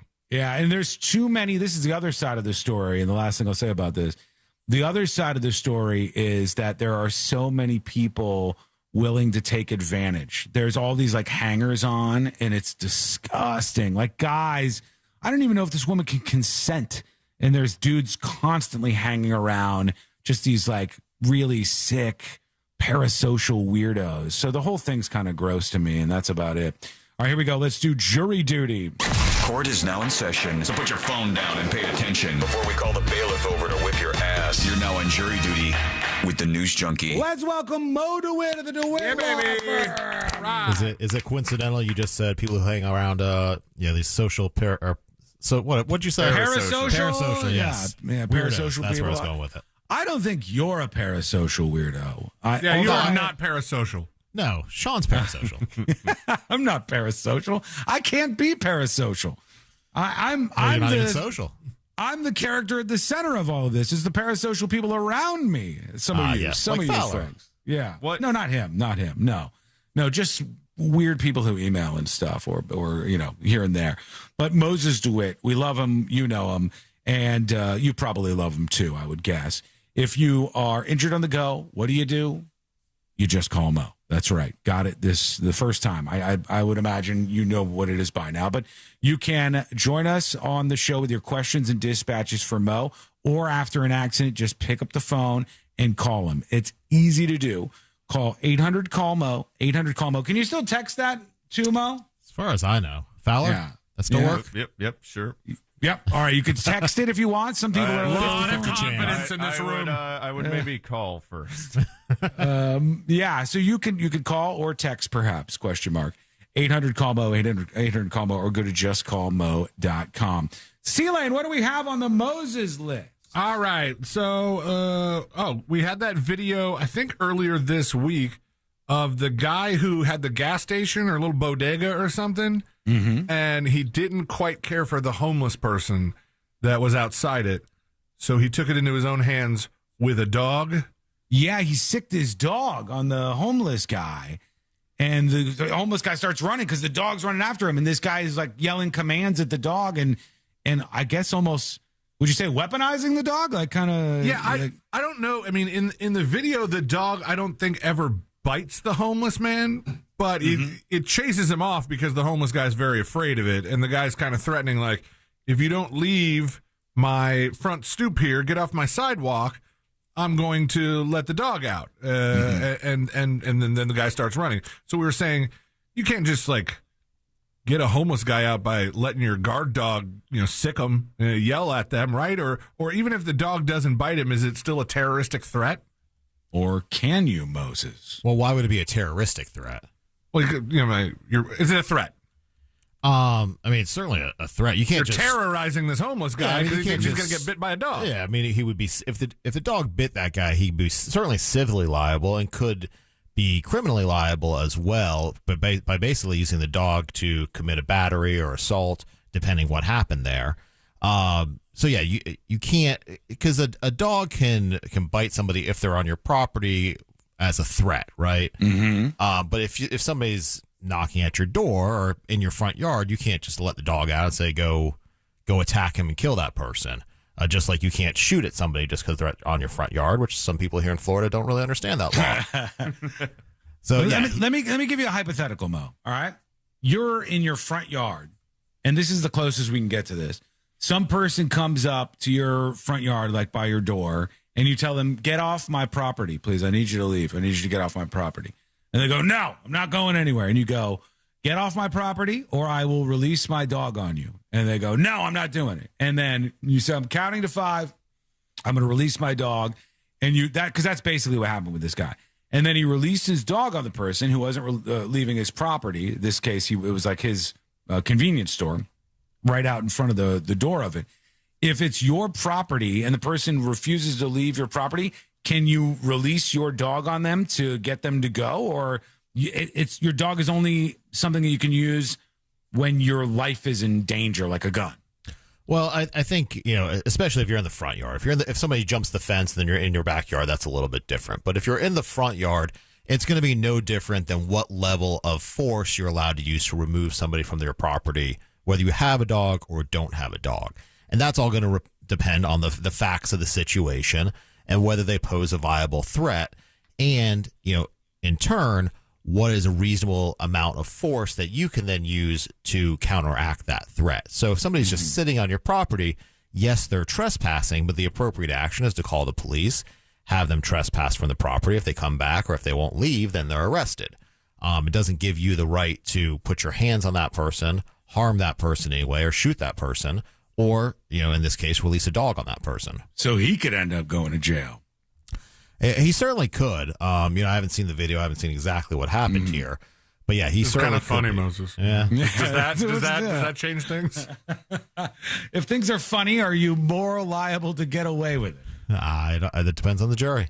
All right, we're going to take a quick break. When we come back, we'll get into the Power Hour to set us up for the weekend here. We also have a bunch of emails. I got some anonymous dispatches to work in, and little bit something I want to say at the top of the hour. All right, we're going to get into that. It's coming up next on the News Junkie. Your chance to win $2,500 is just minutes away with the $250K USA giveaway, presented by HBN Bath on Real Radio 10. Stand by. Incoming news. Incoming news.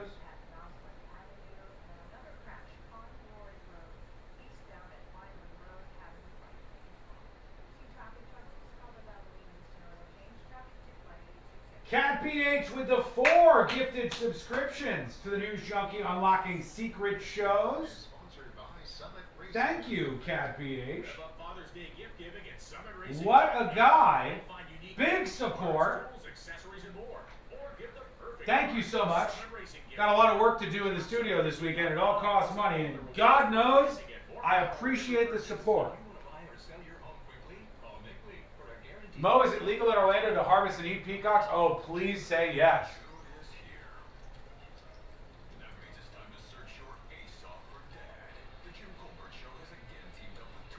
It was 100% jail-worthy action? Probably, yeah. It seemed like it. It was effective as hell, but it seemed like you probably can't do that. All right, back live in a couple of minutes. Question for you, chat. Trump has said that the war with Iran is over.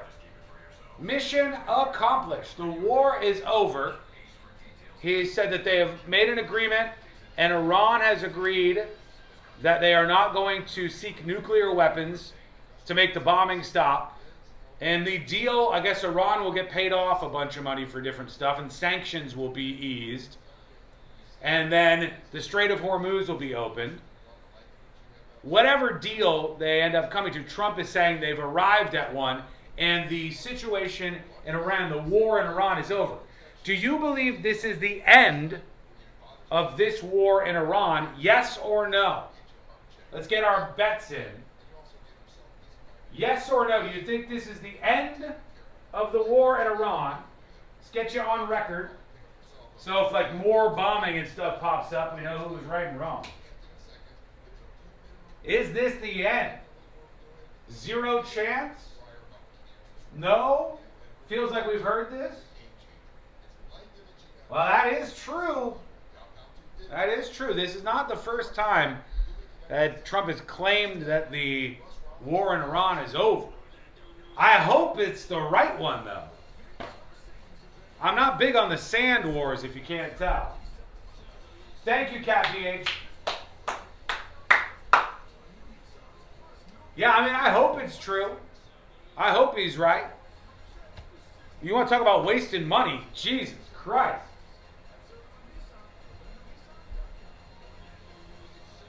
Like, to me, you can almost justify giving the Iranians a chance to rise up. You start bombing Iran, you go, hey guys, here you go.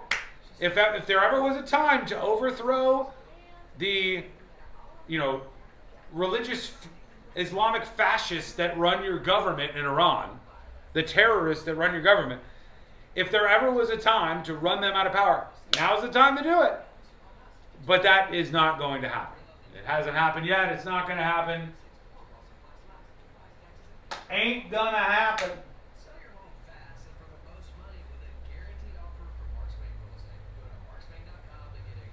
Just like he said they have no Navy, but Google Maps shows thousands of boats. Isn't Google Maps old, though? Google Maps is like old, right?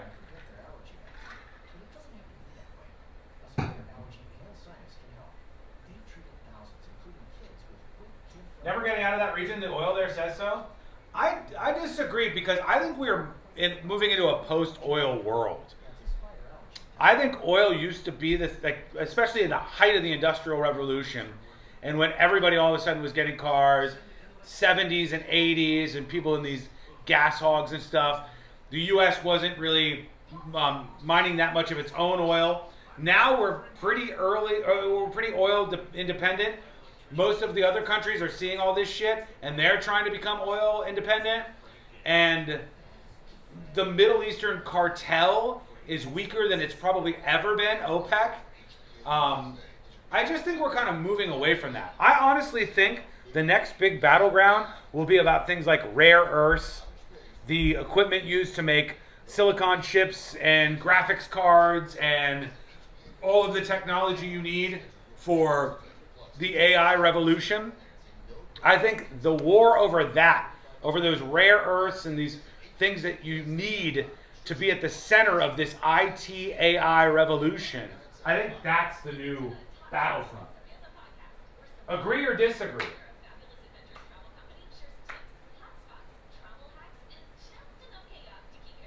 White House ring girl outfits flag code breach? Are we getting to the level where we're upset about the UFC ring girl outfits? Do you remember the gas lines in the 70s? I remember the poster board to add the dollar because signs were not made for gas over $1. I wasn't alive, obviously. I wasn't born until 1981. But I know what happened in the 70s. I know what happened with Carter and with, the Iranians again in the picture here. I know what happened during that time period with a bit of depth in my knowledge. And I think that in the 20 years after it was peak oil dependence. And things were crazy. But I think we're moving in another direction. Pierogi says water. I think we have a war on water before any of that. I think for some reason people want to convince you of that. There's a move to convince people.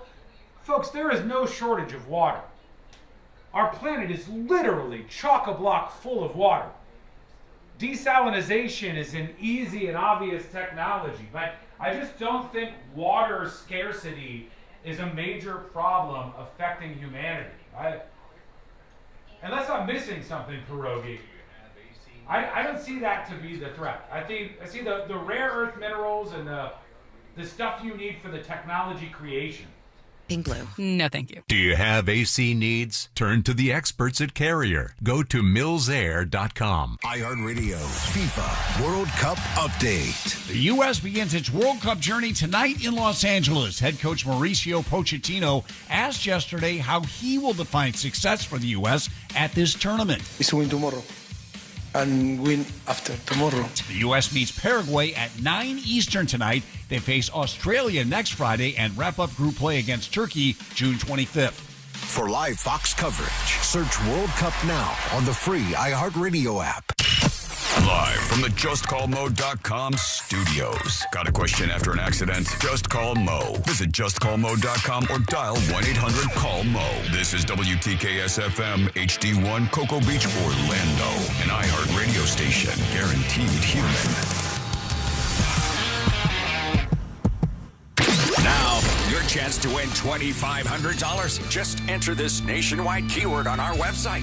Birthday. That's birthday. Enter it now. Radio 104.1. Forever hovering over life's great dump button. You're listening to...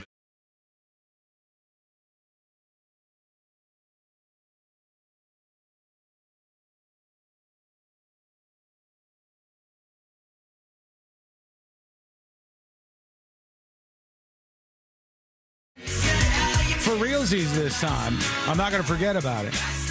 And we've been watching a lot of stories this week. I mean, there's a lot going on, as there always is here on the show, and you can keep up with it over at thenewsjunkie.com.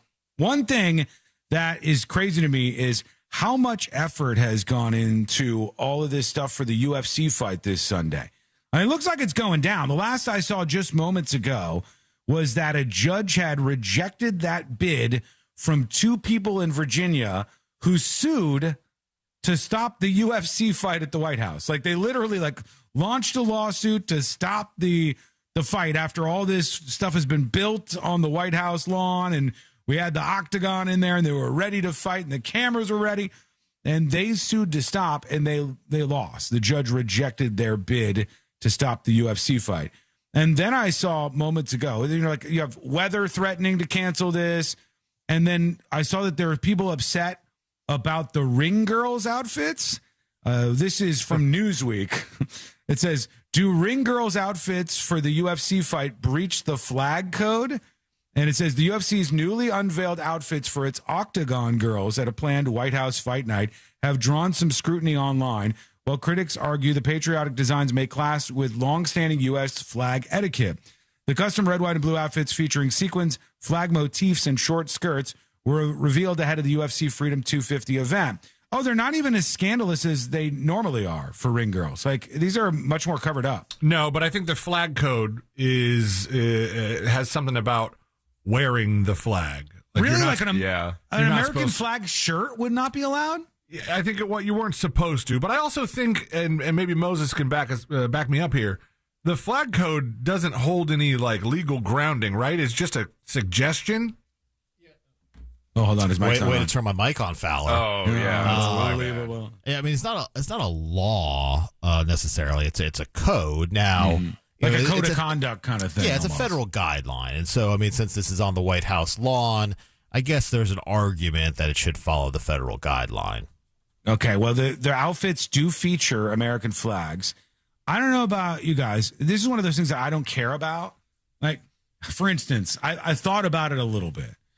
But Courtney went and got a bunch of decorations. When I say a bunch, just like a couple. Anything is a bunch to me because we don't decorate for holidays and stuff.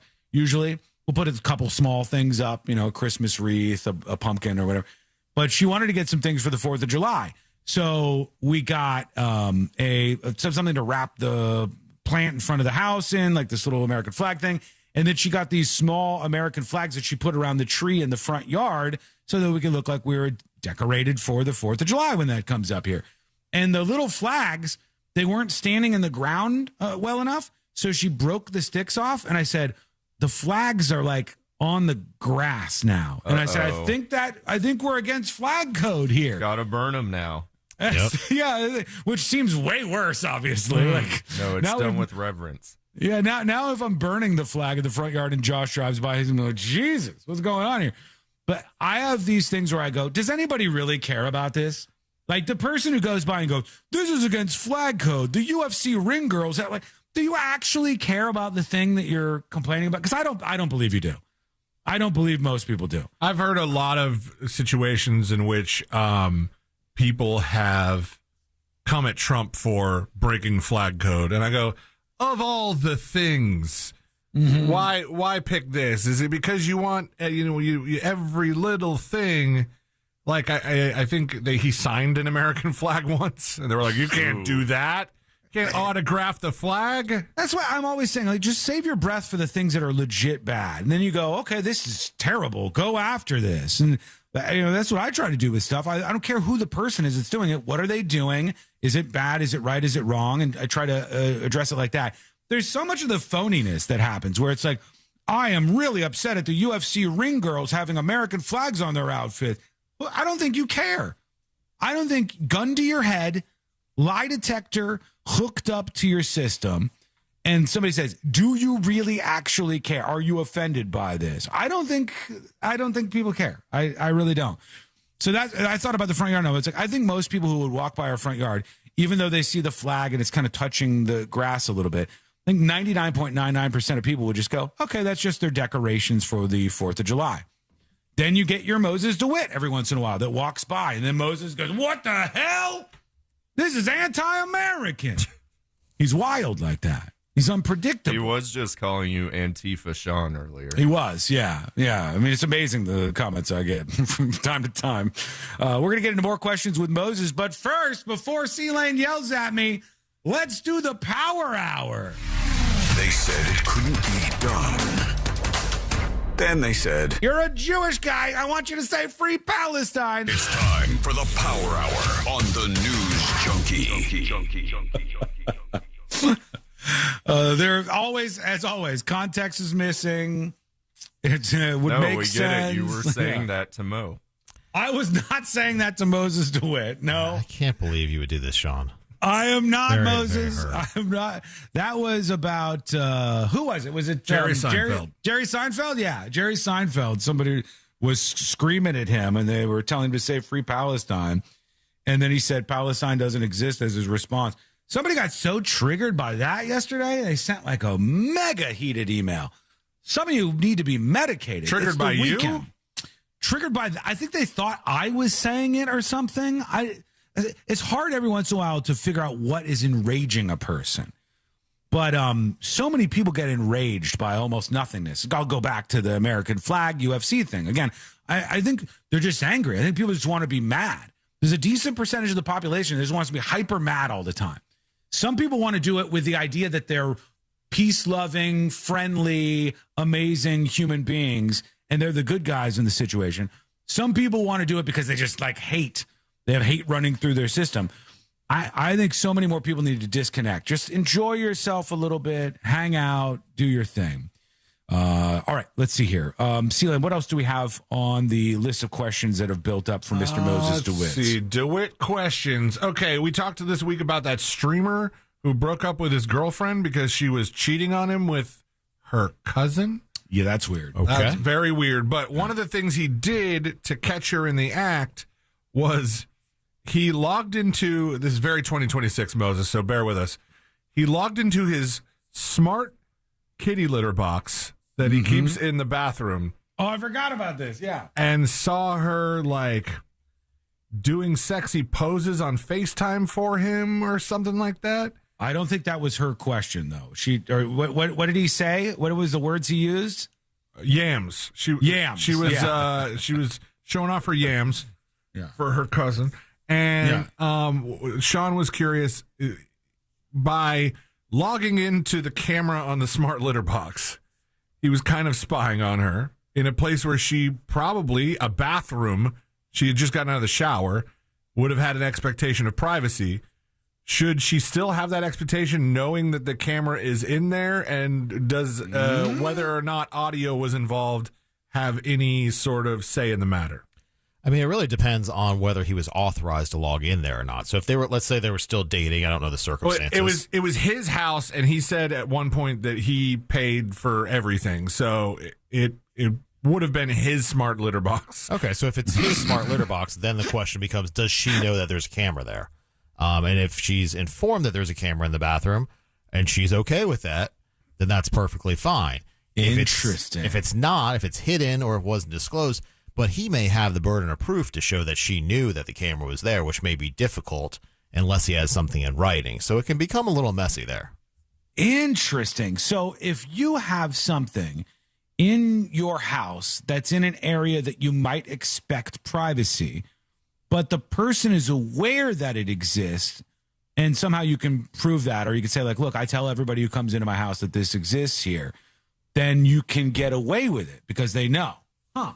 Yeah, it's all about knowledge, basically. That's why a lot of businesses have, signs up that say, you're subject to audio or video recording when you're on our premises.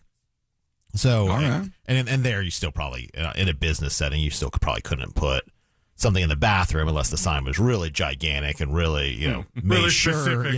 made sure people were aware of it and consenting to it. Definitely a camera in here right now. Yeah, but if you're in your own home, it's a little bit different.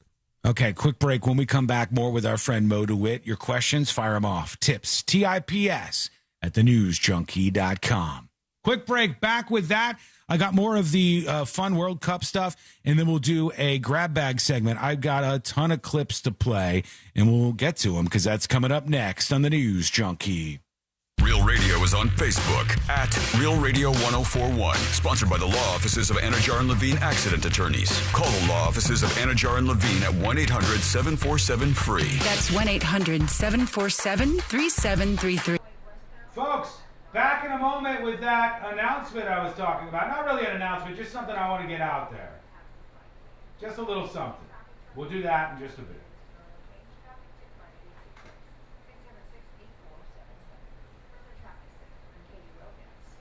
This report is sponsored by Summit Racing Equipment. SummerRacing.com. You'll find unique gifts, parts, tools, accessories, and more. Or give the perfect card, a Summit Racing gift card. Stand by. SummitRacing.com, plus enroll in the rewards program to get more power in every purchase. Need a new roof or windows? Visit So they learned for a Friday, June 12th.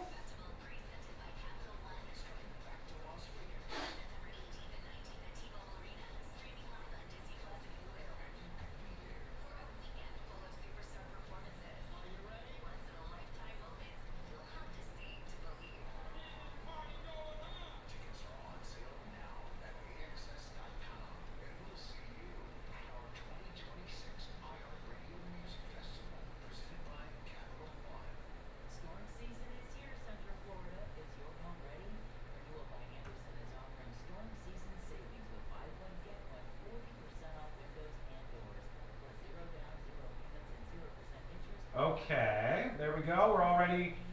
I just need a song to end on. We'll work on that in a bit.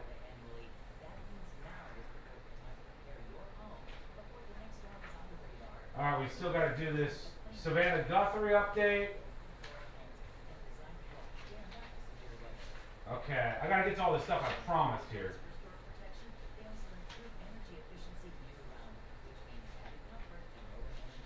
Somebody sent this over. In fact, 2 people sent this over.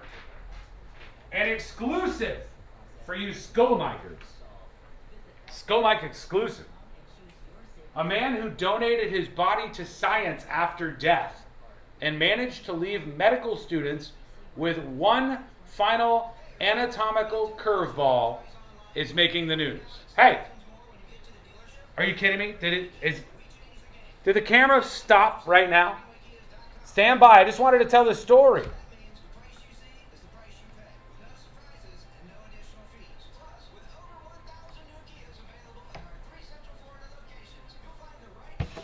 Stand by. Hang on. I'll get to the deets. Hang on.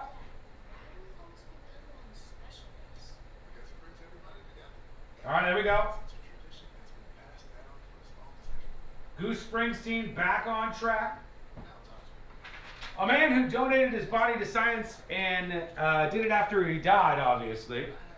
He managed to leave medical students with one final anatomical curveball. 3 penises. According to Live Science, students in the United Kingdom were dissecting the cadaver of a 78-year-old man when they found what the case report called a serendipitous discovery inside his pelvis. From the outside, the man appeared to have one penis. Internally, he had 3 amigos, like a Russian nesting penis. It looked like he had one, and then they just keep coming out. 1, there's 2, there's 3. From the outside, the man appeared to have one, but internally he had 3. The condition is called triphalia, which means 3 penile structures. The visible one measured about 3 inches long. The other 2 were smaller and tucked inside the scrotal sac, hidden from view. He only had 1 urethra, the tube that carries urine from the bladder, but it took a meandering course through one of the smaller internal penises before reaching his external parts. If this man ever needed a catheter, things would not have gone well. Woo! Ain't that a thing? Was he peeing on himself internally? He must have been. Right? Because there was a little bit of a bloop, bloop, bloop, bloop on one of the side pipes. He must have been. He must have been. A quick note. That's what I'll call it. A note when we come back, and then we'll keep going in the power hour.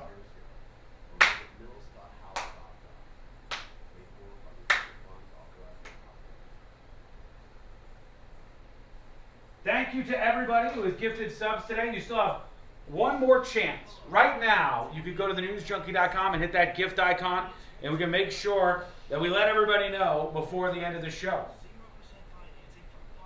Uh-oh. Hang on. Just had a 500 error on the website. All right, we seem to be good now. There are still 3 available from Cat BH, and we'll get the last-minute gifts in now to keep the trainer rolling over at thenewsjunkie.com. Heartland, we'll get to that in just a moment here. This is what the note's about. Easy peasy, just a quick little thing. Other notes of interest, as I said earlier, Secret Shows is tonight. Usually it's on Thursdays at 8, but Josh was in New York City. So Secret Shows will be live at 7:30 sharp, 7:30 p.m. Eastern. And you'll see a countdown timer on thenewsjunkie.com, which will reveal the watch live link. And you can watch right there on the website at 7:30. Whoa! Is that ice? That's ice. It just shot out of my air conditioner.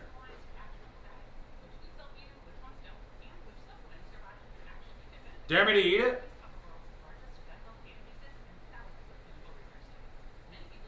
What would happen? What would happen if I eat it? It's just water, right?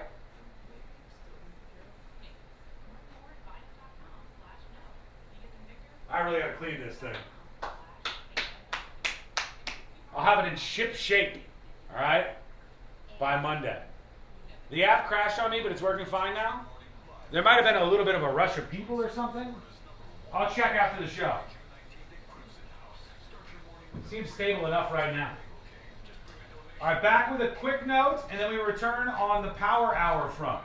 Stand by. Friday, June 19th at Crimson House. Start your morning with a free hot breakfast from Bagel King. Just bring a donation or non-perishable food item to support the Volusia Food Bank. Stick around and keep the party going with Bud and Bud Light bucket specials, a full wine and beer bar, plus live music and merch giveaways. It's the Monsters Summer Kickoff Live Show, happening Friday, June 19th at the Crimson House in New Smyrna Beach. Proudly sponsored by Budweiser, Bud Light, Folds of Honor Foundation, Sabe Cocktails, Foley Family Wine and Spirits, Comos for You, and Coronado Beach Productions.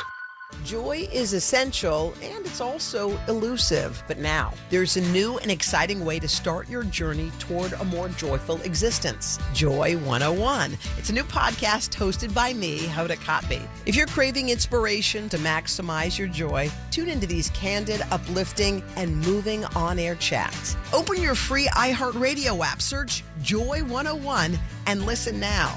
Joy 101 with Hoda Kotb is presented by CVS. For all your plumbing needs, go to modernpi.com. Now, your chance to win $2,500. Just enter this nationwide keyword on our website. Birthday. That's birthday. Enter it now.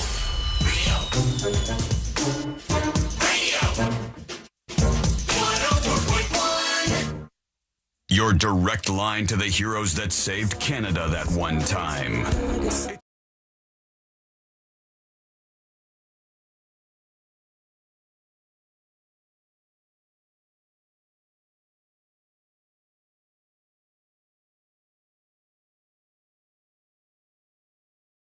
Viral newsroom. Quick note for you in just a bit here as we roll on the show. Learn more about what's happening around here. Maybe even snag yourself, if one's available, a gifted subscription. So you have full access to the website and unlock secret shows, the uncensored bonus shows on thenewsjunkie.com. One of the things I wanted to work in here real quick before I get to this note, I got a grab bag segment here where I'm working in as many of the clips and different things that we could before we get down to it. But the Cruz murder mystery thing where the stepbrother was in a cabin with the stepsister, Anna Kepner, and he ended up killing her. Like he sexually attacked her and then killed her and then stuffed her under the bed. And then she was found later on. And still, as far as I know, he's not being held now, is he? I don't think, right? I don't think so. I think he's still on like a form of house arrest. Yeah, like he's got a house arrest bracelet on or something, and he's living with some sort of family member or whatever. But I knew there was going to be another shoe that was going to drop here, and it's now one of the family members that is criticizing Anna Kepner's parents, the step-grandmother of Anna Kepner. I cannot keep all these people straight. It's impossible. Step-grandmother? I couldn't either. The step-grandmother of the teenager who's charged with murder and sexual abuse aboard the Carnival ship is publicly calling for criminal charges against the adults she claims were responsible. Anna Kepner was violently raped by her younger stepbrother on a cruise ship last fall before she was likely placed in a chokehold and squeezed so hard her eardrums burst. Just a horrific story. She's 18. She was found dead on the Carnival Horizon cruise. And the family members defending this kid are starting to come out of the woodwork. And one of the things I knew we were going to hear, and they're starting to leak this out. They're saying, first of all, they were drinking. The underage kids, the 18, 17, 16-year-olds, they were drinking, and the parents were allowing them to drink, or at least knew that they were drinking. And they're blaming that for leading to this situation. It's kind of a crazy thing to think about. Like, the guy you're related to, you're saying, well, if he wasn't drunk, he wouldn't have done this god-awful, terrible thing. That's a very poor excuse for something that is literally murderous behavior. But I knew this was going to come out. And also, the step-grandmother, C-Lane, is saying that they should not have been in a room together since they weren't related, really, and they didn't grow up together. She said, number one, why were those kids in a room together? This is the step-grandmother. It's been said that he was raised to think of her as a sister. They were not raised together. He truly does not remember what happened. He did not change from all the interviews that he has had. He has not changed what he has said at all. If there was any type of memory here, he would be able to say the same exact thing. I am getting the strongest Mackenzie Shirilla vibes. I was just about to say that. That one could ever get. Like, I'm getting like his parents are going, he doesn't remember. Like the girl who crashed her vehicle into a car, killing the other two folks into a wall. Yeah, into a wall, yeah. Excuse me, into like a brick wall. And the family's like, he doesn't remember. Well, isn't that convenient? He doesn't remember. It's very clear what happened in this case. And the most damning evidence is not about who they put in what room, or like, as Angel says, I drank at that age and I didn't kill my sister. Exactly, right? Yeah, exactly. I mean, you could blame this on anything. If they wouldn't have put them together, if they wouldn't have done, you could say all those things. None of it gets even close to excusing any of this stuff. But the truth of the matter is, this is an open and shut case because they have him as the only person going into the cabin with her and the only person coming out of the cabin. They have him with her cell phone that he brought up and then tried to throw away elsewhere on the cruise ship. By the way, not that I'm, trying to Monday morning quarterback this or say how he could have done a better job at being a criminal. Who wants to hide a cell phone on a cruise ship and throws it in a trash can? You are on the ocean, bro. They would never have that cell phone. They would never. Yeah, they put it in a trash can and they found it. The stepbrother put it in a trash can and found it. John says she was asking you to get murdered, obviously, Sean. Yeah, I mean, that's sort of the idea here. You can blame this on a million different things. I do think it might come into the case that the alcohol was involved and other things, but it doesn't matter. That doesn't matter. This kid is still clearly a murderer. Did it come, I mean, when they said the thing about alcohol being involved, did it come out that the parents were aware or endorsed it happening, or did it just say that it was involved? I'm not sure yet. You had said early on that you were like, I think these parents kind of let them drink on the cruise. Yes, I believe that's my theory on what happened here. I think that the parents were a little bit loose on what these kids were doing. Anna Kepner, it appears, engaged in sexual activity with some other guy on the cruise. You don't really know who that is. And then her stepbrother and her were in this same room. And I think there was drinking going on. I think that's what happened. But I think all of this is an attempt by the family to excuse what is just obviously inexcusable, the worst type of human behavior possible. Angel was the one that said, I drank at that age and didn't kill my sister. Sammy Scam said, I have a stepsister and I never did her. Yeah, imagine that. Yeah, imagine Good job. You did the bare minimum. Yeah, congratulations. That's it. It's like, holy cow, for God's sake. Moses, there's all sorts of different kinds of ways you can rob somebody. You could steal something from somebody. But I always wonder what a jury would think about something like this. And tell me from your experience, Moses DeWitt, our attorney, justcallmo.com. Boston police are on the hunt right now for two robbers. They are armed with a gun. and they held up a place. Now, here's the reason why I want to ask you, Mo, if you think this is going to be a damning situation in court, perhaps. The place that they held up with a gun and robbed was a children's lemonade stand in South Boston. An 11-year-old and 12-year-old, daughter and son, who somehow weren't sleeping with each other. Was it a particularly successful lemonade stand? They were selling lemonade when two people showed up. They flashed a gun and robbed them at gunpoint. Robbed the lemonade stand. Moses, what's the jury going to think about this? How are they going to take this information in? Well, I think these kids learned a valuable lesson that day about self-defense and preparing for an armed gunman. Now, did the kids have a gun? They did not. Did the kids have a permit? Because every once in a while you find out that these unpermitted lemonade stands get shut down by code enforcement. They're a real problem in the community. Could you imagine if the cops came out and they said, look, we've heard your concern about this story of a robbery at a lemonade stand.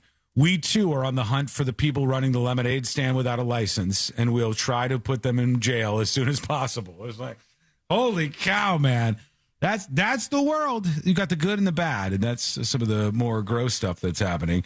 Lemonade stand robbery style. Let us know what you think. Send a dispatch over at thenewsjunkie.com. Okay, let's see here.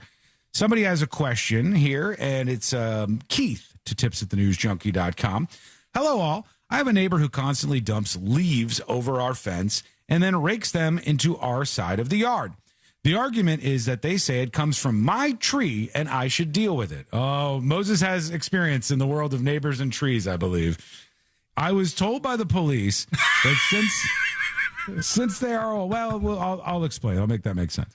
I was told by the police that since they are old, I should be nicer to them. We have cameras on our side, and on Tuesday, we have them on camera saying that if he goes into my yard, I will just shoot his ass. I would like to know, since they're not technically going into our yard, but are putting yard waste into our yard, is there anything we could do in the court system to prevent this from escalating? Thank you for the advice and love the show, says Keith. Moses, I mean, I know that there are people, neighbors fighting where attorneys and stuff have to come in. It could be about like tree branches over yards and who's responsible. And so who's responsible here? I mean, it's no different than if like a limb of a tree extends over a property line. That person can trim the limb of the tree back to the property line. So, essentially they're responsible for any portion of the tree that is over their property. So if those leaves are falling on his property, he's responsible for them. He shouldn't, just like if you trim the limb down, you can't throw it back in your neighbor's yard. That's your responsibility at that point. If I have a dead hanging, palm frond hanging from my neighbor's tree, but it's hanging over my fence, can I just kind of hoist it over the fence? I don't even have to cut it. Just hoist it over the fence and put it on their side. Just making a little adjustment. I mean, that's maybe a gray area, but if it's on your property. It is a gray area. It's really dead from the freeze. Let's go there. Let's go there on this. If we're in a situation where somebody has a tree that is hanging, the limb is hanging over my yard, it's on my property. When their tree's leaves fall, now you're saying I'm responsible for cleaning it up and I can't throw it back into their yard, even though the tree's on their yard. What if I go, I don't want to do this anymore. I'm just going to get a chainsaw and cut the entire limb right at my property line, and I'm going to chop it off. Can I do that? Yeah. You can. Yeah, you can trim it back to the property line. There's nothing wrong with that. Really? Okay, I didn't know you were able to do that. See, I feel like that would start some sort of fight with the neighbors as well. If you have to hire somebody to do that, is the neighbor in any way required to let a tree trimmer guy? I know there's a word for it, but it's not an arborist. Sounds good. My arborist needs to climb that tree. The tree starts in their yard. Do they have to let him in, or does he have to do some weird sort of set up a ladder and only be on my side of the property line? So assuming that the neighbor's not being cooperative, they have to stay on. They can't trespass onto the other person's property. They have to stay on your property. And they can, like I said, they can trim it back to the property line. Wow. Interesting. All right. Yeah, I did not know you could do that. That is probably tempting for a lot of people who are listening right now. All right, quick note. I had mentioned I was going to say something here. So quick note on the contract front, as I have 18 days left in my deal with iHeartRadio. Why even release an app, for God's sake, said the one reviewer.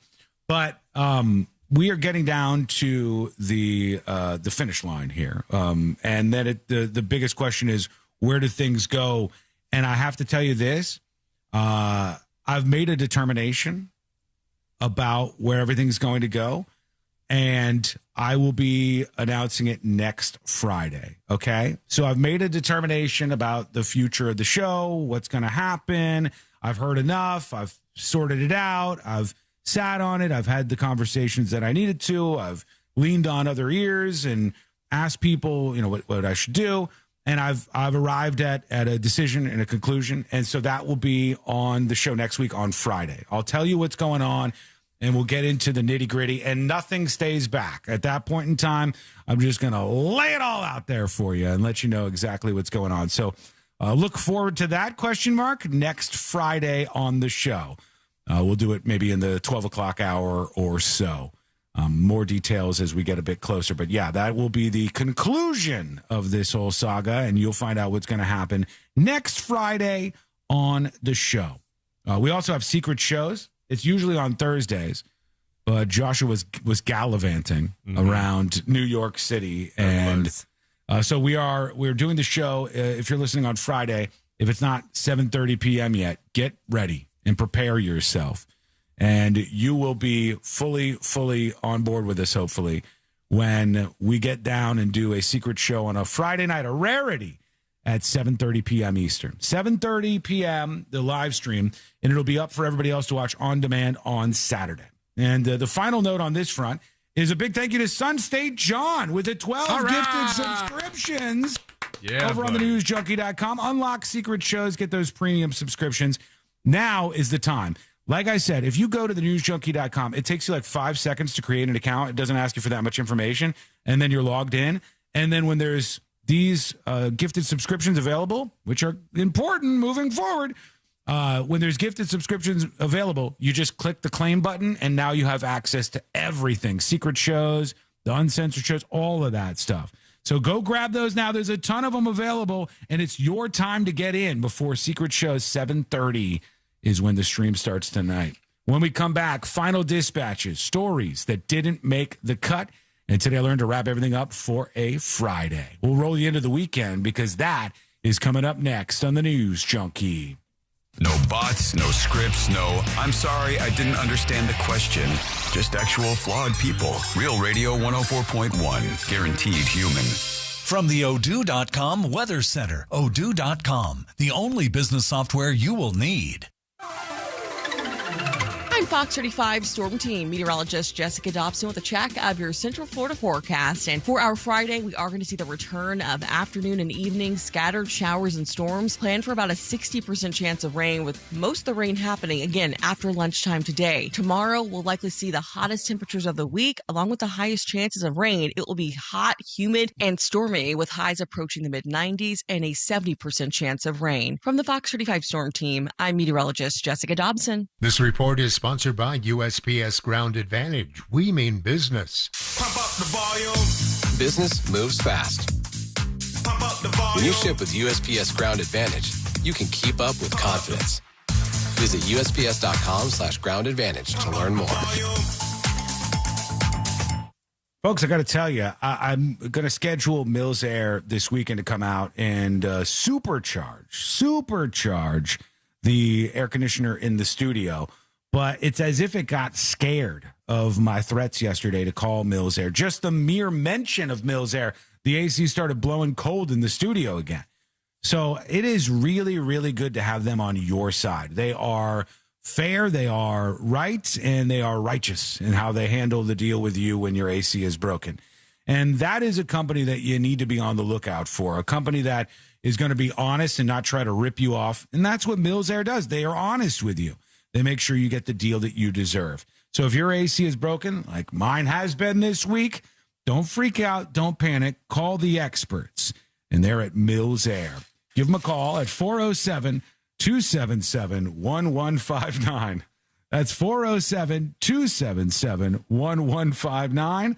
Or find them online at millsair.com. Tired of spending a fortune on gas just to get to work? What if the next home you buy could save you money every single week by cutting down your commute? At WeAreBeyondTheBank.com, we share smart home buying tips like finding a home closer to work, competing with cash buyers, and becoming a stronger buyer in today's market. And here's the best part. Become a social media follower at We Are Beyond the Bank for your chance to win a $100 gas card. Follow us today and learn how to buy smarter at WeAreBeyondTheBank.com. That's WeAreBeyondTheBank.com. NMLS ID number 421593. I'm Matt Morgan of Morgan & Morgan, America's largest injury law firm.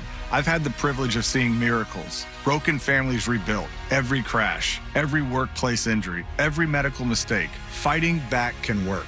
We've gone toe-to-toe with insurance giants, and we've won a lot. Over $30 billion recovered. Size matters. Reputation matters. Results matter. There's only one Morgan & Morgan.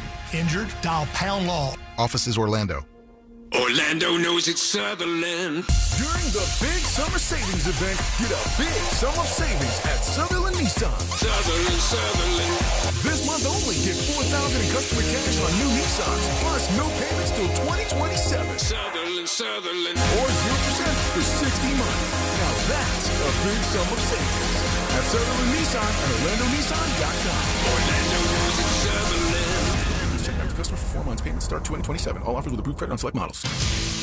Looking for a workout that doesn't feel like a workout? At Crush Yard, wellness is all about movement, connection, and fun, no matter your skill level. Whether you've never picked up a paddle or you play every week, pickleball gets your body moving and your stress levels down. Adding great food, refreshing drinks, and a social atmosphere, and it's wellness you actually want to show up for. Learn more at CrushYard.com.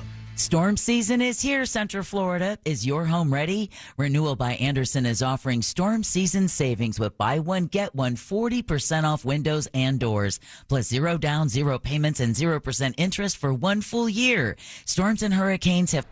Rate the show, folks. Rate the show. I'm going to have to move that timeline that I just promised, because I realized we are off next Friday. We are off next Friday, so the announcement will be Thursday. I don't know if you heard that during that segment. Hey. So right as I was talking about Mills Air, the air conditioning was literally attacking me. Chill out!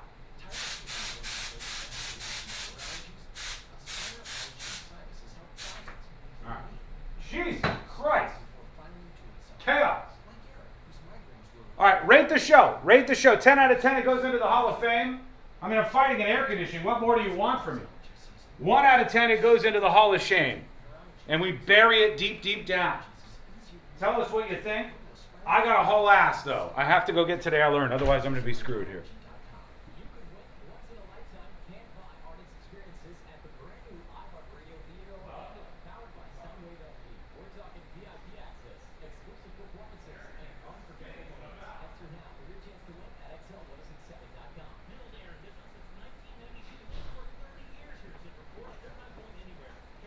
Okay. 10 out of 10 cranks, 10 out of 10 Skull Mike is back, baby. True. You can't hold Skull Mike down. Thank you, everybody. Hey. Love ya. Appreciate ya. Have a great weekend. We'll see you next time. Stay gold, everybody. Goes commercial free every weekend. Smooth sailing with the greatest from the 70s and 80s. Just open the free iHeart app, search Yacht Rock, and start listening now. Every now and then you find a deal that actually feels like a win. With Straight Talk Wireless, you get more and pay less. Now that's a good deal. No contracts, no credit checks, no surprises, all on Verizon's 5G network. Find it in the same place you've always found straightforward prices, exclusively at Walmart and StraightTalk.com. This earful of real radio is sponsored by We Paint Everything. Visit WePaintEverything.com. Real Radio 104.1. Preparing you For the impending robot uprising. This is the News Junkie.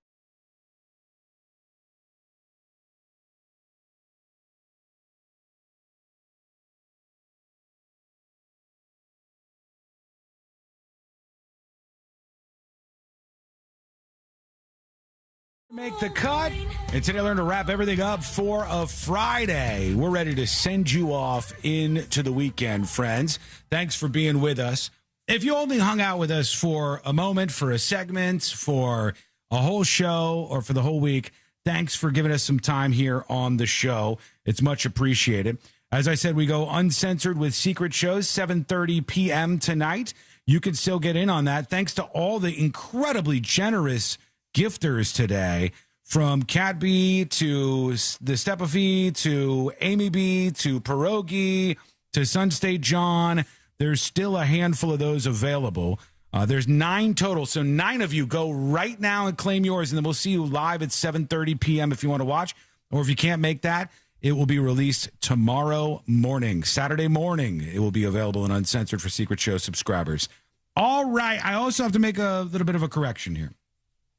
I said that I would, my announcement of an announcement, the final announcement on the matter, my announcement of the final announcement on the contract matter is a bit off because I didn't realize we have a federal holiday on Friday, next Friday.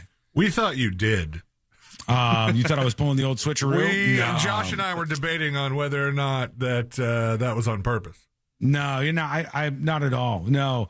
I legitimately have an announcement to bring closure to all that stuff and what's happening next. And because it can't be Friday, because we're not going to be here, it will be Thursday. We'll do it on Thursday, the announcements. And I'll tell you what's going on. My things on Wednesday. Yeah, what's happening with the future of the show and all of that. Going to the Alex Jones Network. Yeah, it's about time, Moses. You know what I mean? Saying. I've been cooking up conspiracies for a long time. I'm ready to drop some down on people. I have some dispatches. Moses, would you care to hear what the people have to say as we head on out today? I got nothing else to do. All right, let's do it. These Here we are go. the final dispatches, He said maybe. But Sean will He said probably maybe. only play one. Here we go. Let's see. Unlock a couple of these here, and one of them is an anonymous dispatch. I really worry about these, but this person, Moses, was talking about the police officer. A woman was spitting on him as he was arresting her, and she was like cuffed in the backseat of the car. He said, "Stop doing that." She said no, and she spit on him again. And then he slapped her. He slapped the woman in the face who was in the back of the police car. And here's what Anonymous says. Hey, news junkies.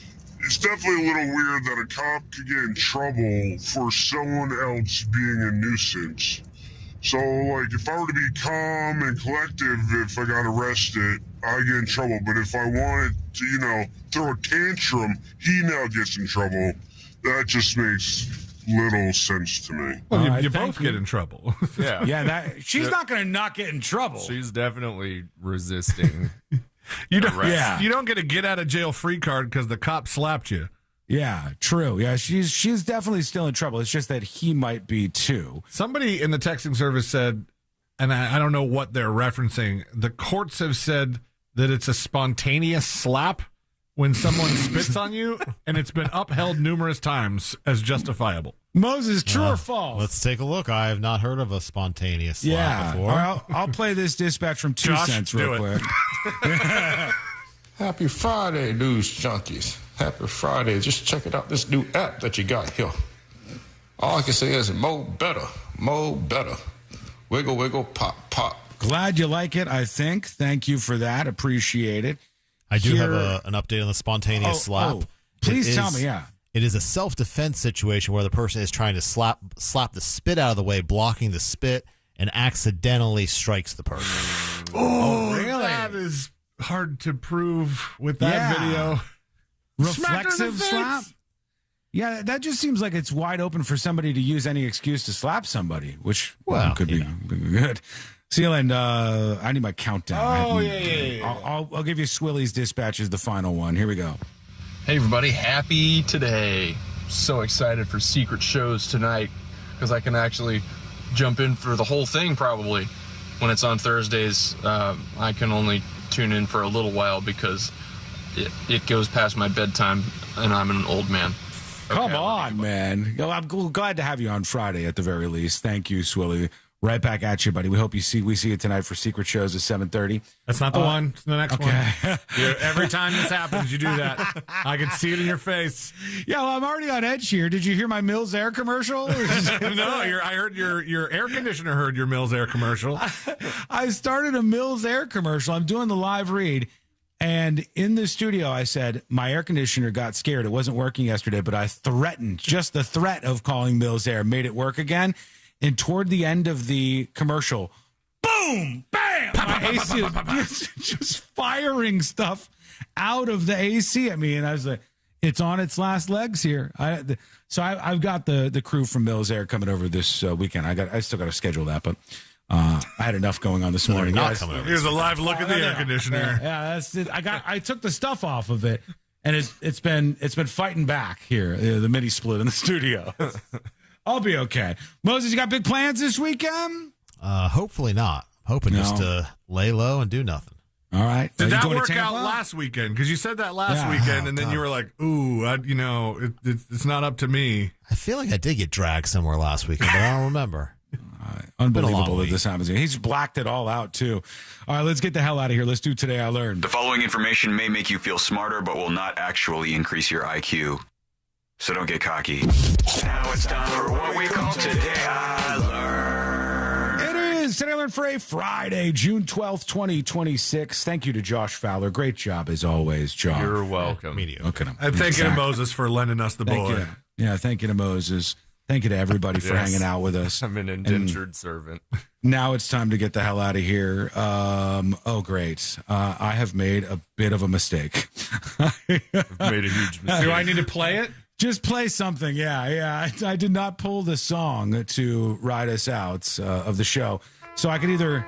Yeah, we'll do this. Yeah, this band right here. Space Hog. Space Hog. That's right, indeed. Space Hog. They credit all of their success to David Bowie, who the band members were obsessed with, and the reason they started the band. Thank you so much for hanging out with us. We're back on Monday, same time, same place. Listen to the show. Get the podcast at thenewsjunkie.com. We'll